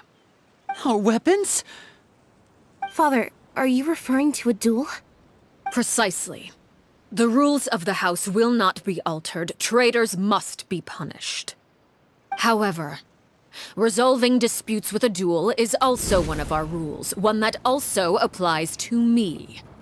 Demonstrate a sufficient showing of strength, and I shall offer a concession. Wait. Beat Father in a duel? Impossible. Father is way too strong, even for Lini.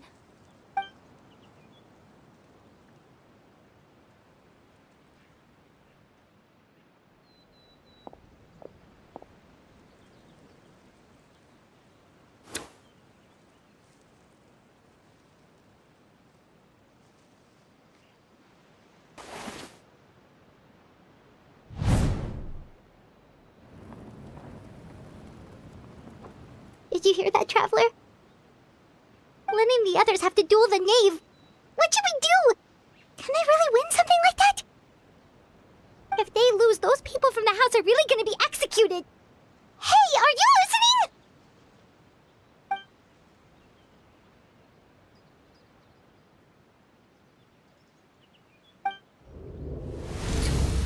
Don't you want to say a proper goodbye at least? Anger makes you impulsive. Sorrow causes you to waver.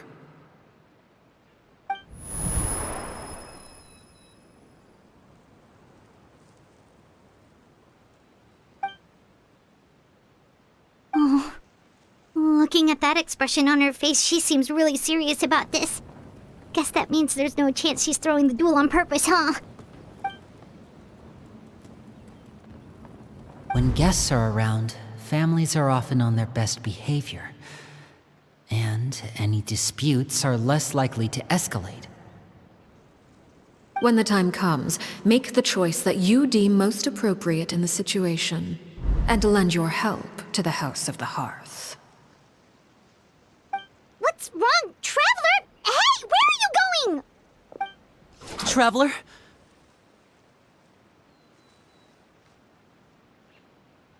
You're asking to join the duel against the knave? I'll allow it. We do have a ready-made dueling ring at our disposal, after all. All I would advise is this. Keep a firm grasp on your weapon, and give it your all. Any less, and you may just lose your life.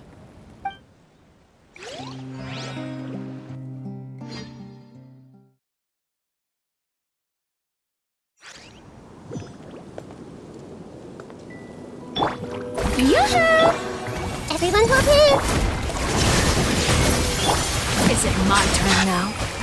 With these rising flames! Now you shall perish! And voila! Is it my turn now? With the fall of darkness, destruction shall rise. Have a taste of purgatory. Hey! Shine down! Hang in there! Is it my turn now? Let the mighty be humble!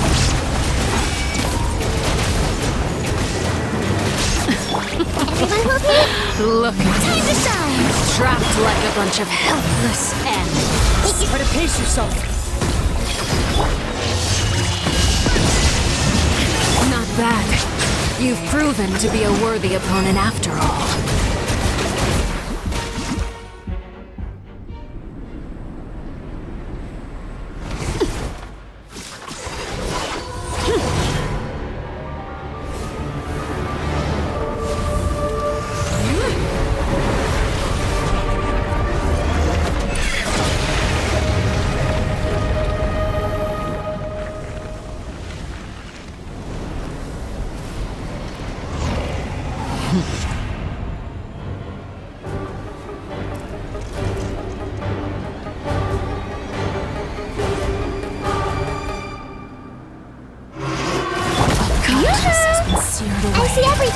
illusion blade shattered. is all that remains. Settle down. Now's our chance. Over here!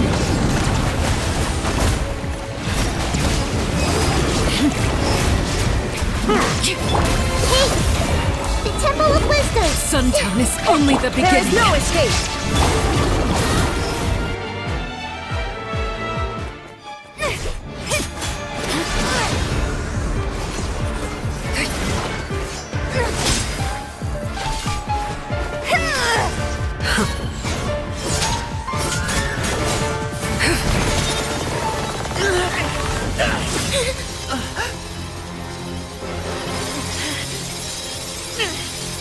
You should know better than to crowd in one place.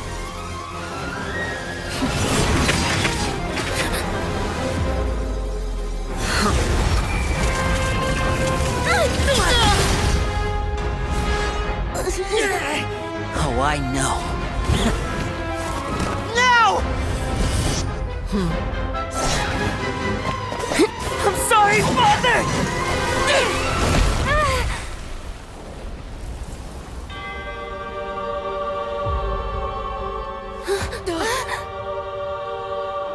Sorry for what? This pitiful excuse for an attack.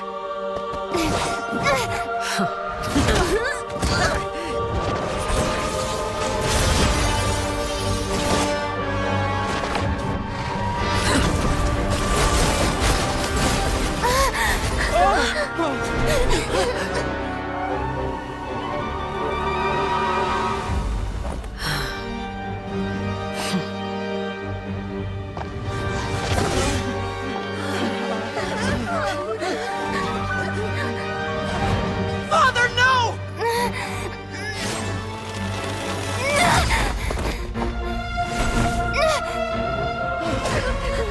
Made it out, did you? You're stronger than I expected.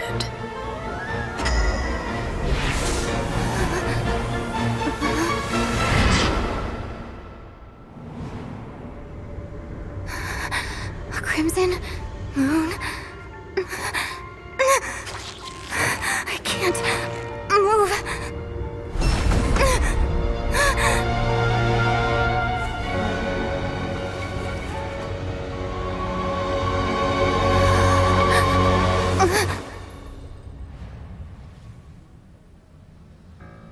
Still, not strong enough to beat me.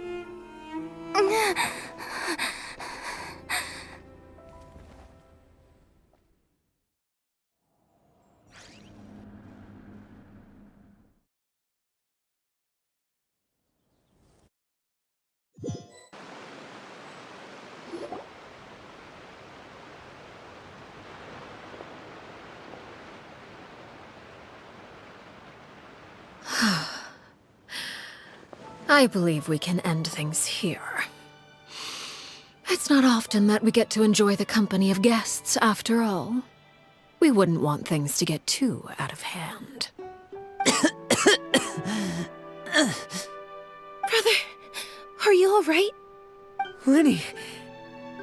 Given that I am the victor of this duel, as agreed, the punishment stands.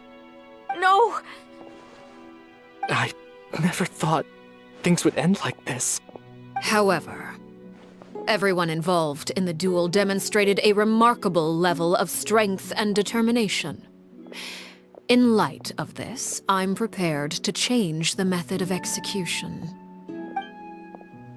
Elwar, the bottled flames I gave you for safekeeping. Do you still have them? Yes? I wasn't sure what they were for, but I've kept them super safe. I didn't lose a single one. Wonderful. Then, in just a moment, I'll have you administer them. Bottled flames? Indeed.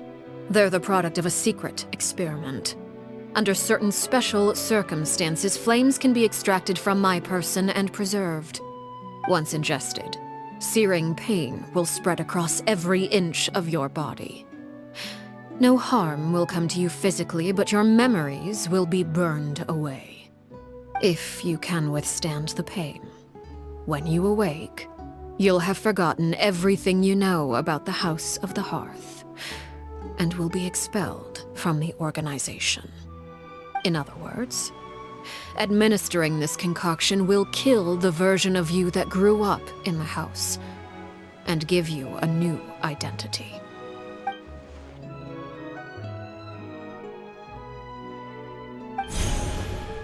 Memory is a mysterious thing indeed. Losing a portion of your memories will alter your sense of self.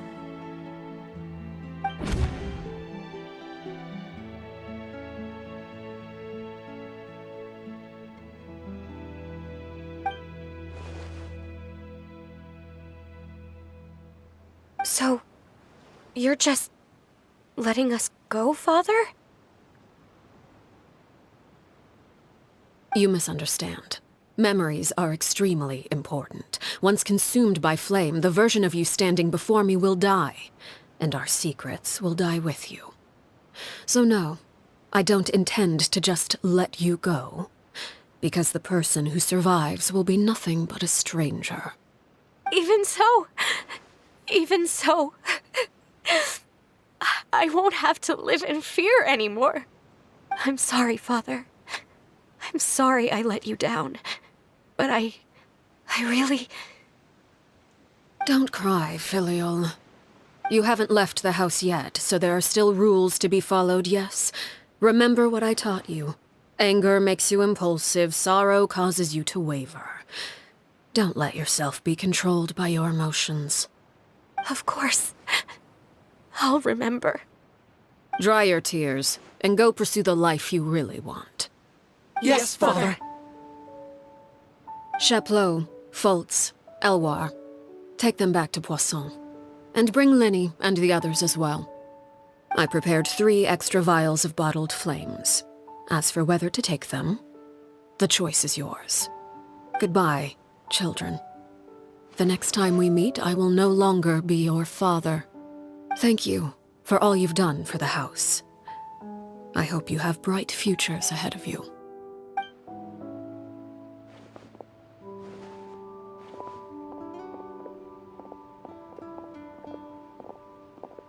Father!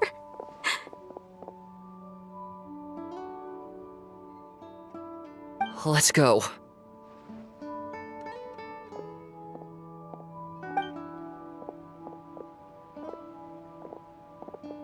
Here, grab my arm, Lini. I'll help you walk back. Thank you.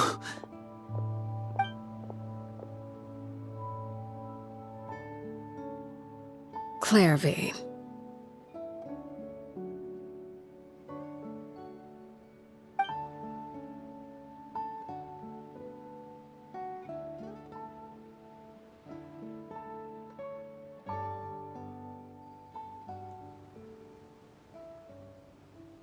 Can we talk now?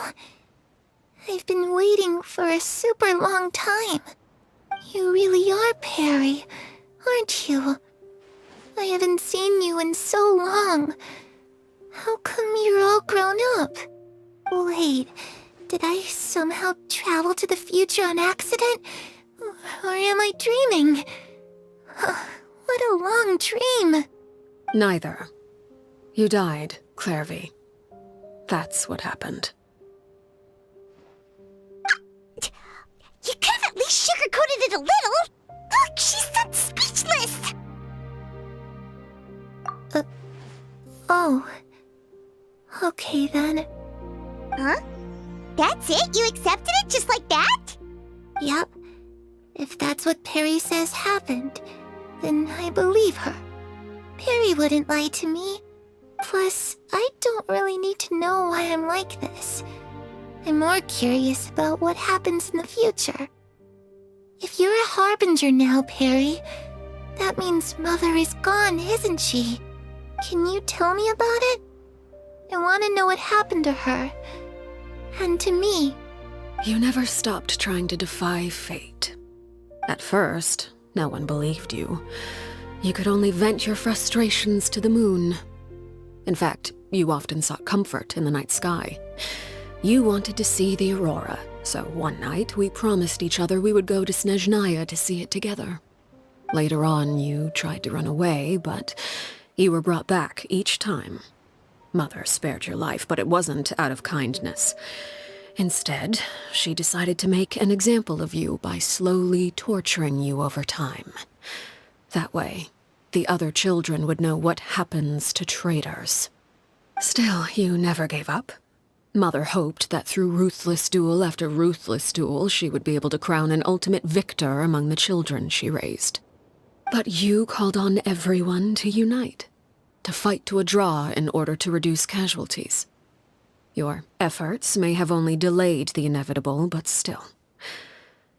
You gave them hope. You tried everything you could think of, but every attempt ended in failure. Still, you never turned your sword on Crucibina, and you never turned it on me. On that gloomy day, you told me, "For the last 16 years of my life, I've done everything I can to fight for freedom. But now, I realize that the only freedom I truly possess is the freedom to choose to die." I never imagined I would say something like that. I must have been feeling really worn down. But somehow, I still think I understand. According to Mother's plan, only one of us was going to make it until the end. And I always hoped that person would be you. If I could do it all over again, I still don't think I would make a different choice.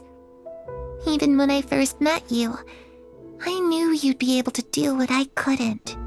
Is that so? Even now, I'm not sure I truly understand what kind of freedom you were trying to pursue. But as the head of the House of the Hearth, and as the children's father, I've tried to give them the most basic of freedoms. The freedom to choose their own fate. It's something I discussed with the Iudex of Fontaine. The children who want to leave the house will have their memories wiped clean of all secrets pertaining to the organization. In return, they will be allowed to live a normal life in Fontaine without being prosecuted for their past. Of course, I won't simply hand freedom to them on a silver platter. They have to fight for it and prove themselves worthy of it. Only freedom that is earned has true value. That's more than enough. That's exactly the kind of life I was fighting for. You know, Perry, I think you're a pretty amazing king, and a really great father, too. I'm really happy that you're the one who took over the house. I guess I do have one regret, though. I still haven't seen the outside world. Well, it just so happens that our dear guests over here have been to many nations and traveled to countless places. Perhaps they would be willing to tell you what the outside world is like. Really? Of course! We've traveled all over the place. We've got so many stories, we could probably talk your ears off for 3 days straight!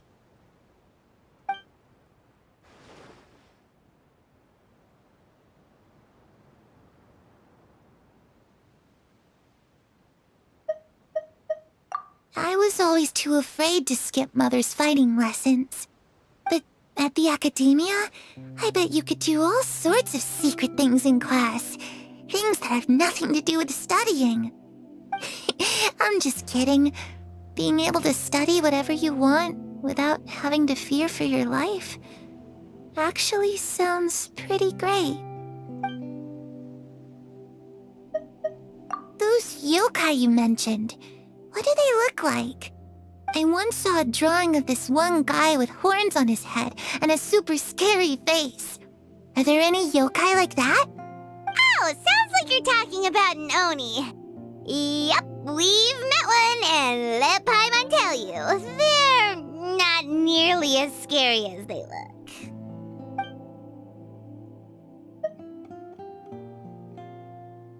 Ah, that's where Mora comes from. I never knew that before. If I had some Mora, I would buy 3 new dresses. One for me, one for Perry, and one for Mother. It's just too bad Perry doesn't like wearing dresses. And Mother, well, she probably wouldn't accept something like that either. I guess I'd just have to keep them all for me then. I could wear a different one every day. You know, I used to dream of being a bard. Playing the lute while singing into the winds of freedom? Even if there was no one there to listen, I would have continued to sing no matter what.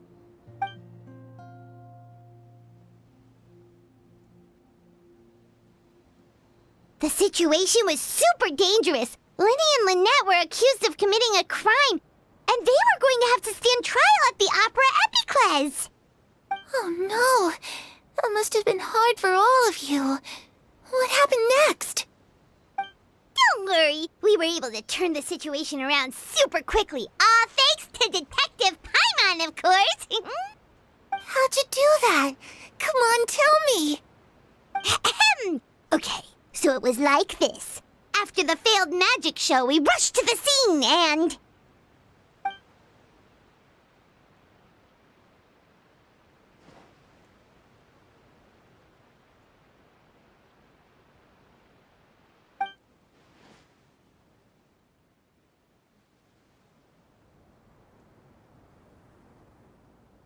Shadows don't have the capacity to learn or grow. Any new information they encounter is quickly forgotten over time.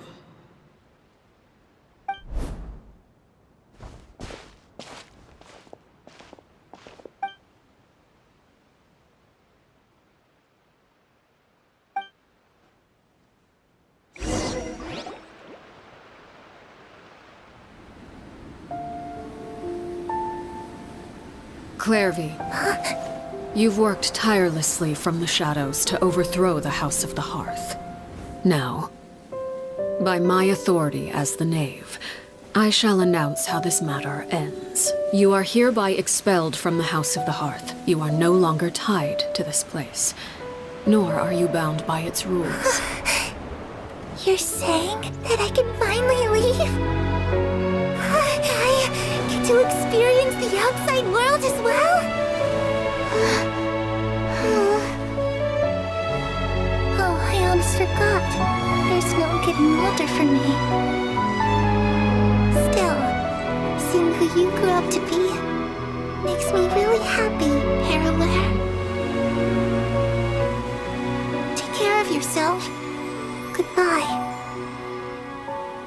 May we meet again someday.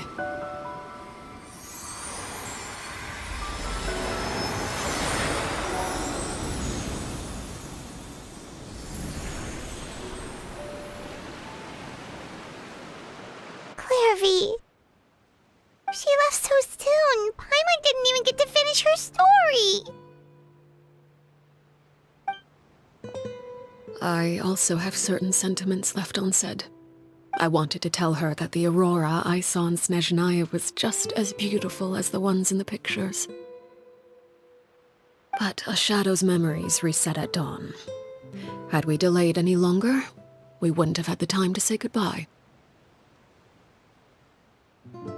Whatever regrets may linger, let them be lost to the coming of a new day. Father? It's Lini! Hey, Lini!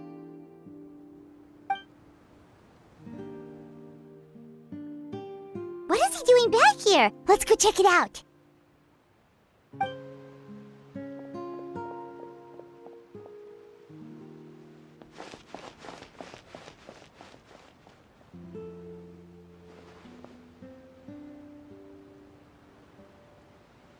Father, the bottled flames have been administered.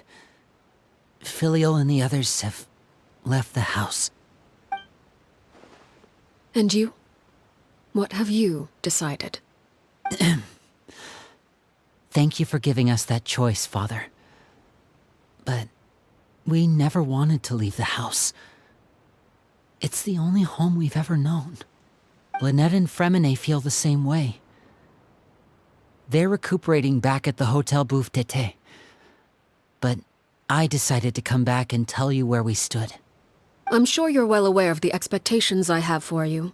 I want you to follow in my footsteps and become the next king of the house. Yet you seem to have different ideas. I must admit, I'm rather surprised by your decision to stay. There's nothing wrong with choosing to live a quiet life. Leading this organization is a heavy responsibility, one not so easily carried by someone forced onto the throne. I just never understood what you saw in me. What made you believe I was deserving of that throne? You're brave, talented, and, most importantly, you cherish your family.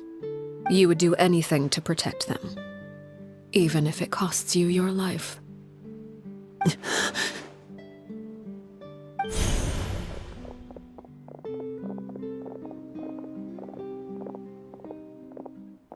Speaking up back there was so brave of you, Lini.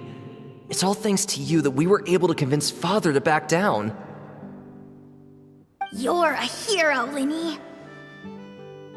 Hero? Father is the real hero. Had Father gone all out during the duel, there's no way I would have walked away with my life. She must have had it all planned from the beginning, from the very moment she suggested a duel. I'm not deserving of that title. I'm not strong enough or smart enough. You're wrong. In my opinion, all you need to be deserving of the throne is conviction and the necessary strength to act on it. We may have different ideas of what it means to be a family, but you can hardly be said to lack conviction. What you truly lack is strength. For someone of your talent, though, that's something that will come with time. Even without that strength, you still chose to face me in a duel, even though the odds were stacked against you. That capacity to honor your convictions is what I truly see in you. Father. No one knows what the future holds, what tragedy or triumph may be in store. Being at the head of this organization requires the strength of will to face whatever comes. Caution will only hold you back. If reaching a certain standard were required to go after what you want, I would never have succeeded in killing my predecessor. Back then, there was still a considerable gap between our abilities. Strength may decide the ultimate victor, but those who let a lack of strength dictate their decisions or undermine their convictions will never be worthy of the throne. I understand, Father. Thank you. Children must grow up to surpass their parents. Only then can a family continue to flourish. The road ahead is not an easy one, so I'll ask you one last time. Are you certain you want to stay? You've done so much for me, Father, and that kindness must be repaid. Plus, with Project Stuja at hand, there are many dangers ahead, and I, for one, don't intend to back down. Protecting my family at all costs. That's my conviction. Then you're welcome to stay. As for Project Stuja, you need not be too concerned. If those cowardly businessmen and heartless dignitaries try to take us down, I'm prepared to teach them a lesson. Having members who longed for the light was our organization's last weakness. With those members no longer among our ranks, the House of the Hearth is like a spider hiding in the shadows. We need only wait for our prey to come to us. At present, our imperative is to use their plan to our advantage.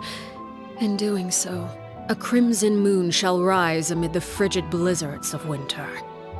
No demonstration of loyalty shall go unrewarded, and no sacrifice shall be in vain.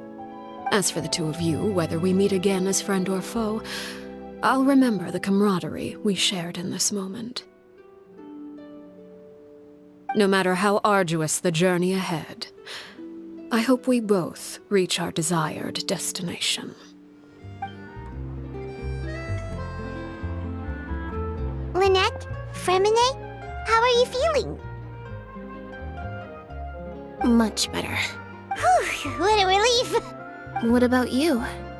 Are you feeling alright? I knew you'd come out unscathed. Us, on the other hand, well, we've been bedridden for 2 days. I couldn't even turn over. Oh, and I wanted to ask, is Klérvi... Gone? Lini and the other members have left Poisson and returned to the House of the Hearth. According to him, there haven't been any more sightings of a spirit roaming the house. I see. I'm glad. Father came to check up on us 2 days ago and told us about what happened with Crusabina and Klérvi. Actually, I've met Crusabina before. Wait, what? You've met the former knave? Crusabina died a year after Klérvi. It was during the year between their deaths that I joined the House of the Hearth. Crusabina had an extremely cruel and radical way of doing things. While she was alive, the atmosphere in the house was suffocating. When I joined, though, the experiment she valued so much had already come to an end, and all the people involved, dead and injured alike, were gone. Crusabina never talked about the past with us newcomers. A couple of months after I joined, Father killed Crusabina and burned all her files. With that, the names of all the people subjected to her experiments, Klérvi included, were lost to the flames, along with the painful memories they represented. Father took in Lini and me a couple months after that, but she never mentioned anything about Crusabina or Klérvi. It really seems like something she was planning to keep to herself. The last time you talked to her, did she mention why she kept it a secret for so long? She said she didn't want us to be affected by the darkness of the past. She was worried we'd develop a false sense of gratitude towards her if we knew about it. The foundation of a family should be free of any corrupting influence. Whatever happened in the past, it has nothing to do with who we are now. And that's what Father told us in the end. But I still thanked her for everything. It was only after hearing about what Crusabina did that I finally realized how insignificant our lives could have been. The members of the house meant nothing to her. To say that she valued them in any way, even just as a tool, would probably be giving her too much credit. If Father hadn't taken over the House of the Hearth, I probably would have already... Father rarely brings up the fact that she saved us. She doesn't believe that being indebted to her should be what ties us together. But even if we didn't owe her anything, we would still choose to stay. Because this is our home. We may have arguments or times when we feel wronged. Some people may even choose to leave. But as long as Father is here, we will always have a home. Whether the path before us is bathed in sunlight or shrouded in shadow, we'll follow Father wherever she chooses to go. So I wanted to say thank you for helping us make it through this crisis. Without your help, we could have lost a lot more along the way. Oh, we didn't do anything, really. Of course. You're welcome anytime. Are Filio and I actually saw them at a cafe this morning. They didn't recognize me. From what I could tell, they were drinking coffee and talking about one of the operas that started running recently. They seemed happy. If I had to take a guess, I would say they finally found the kind of life they always wished for.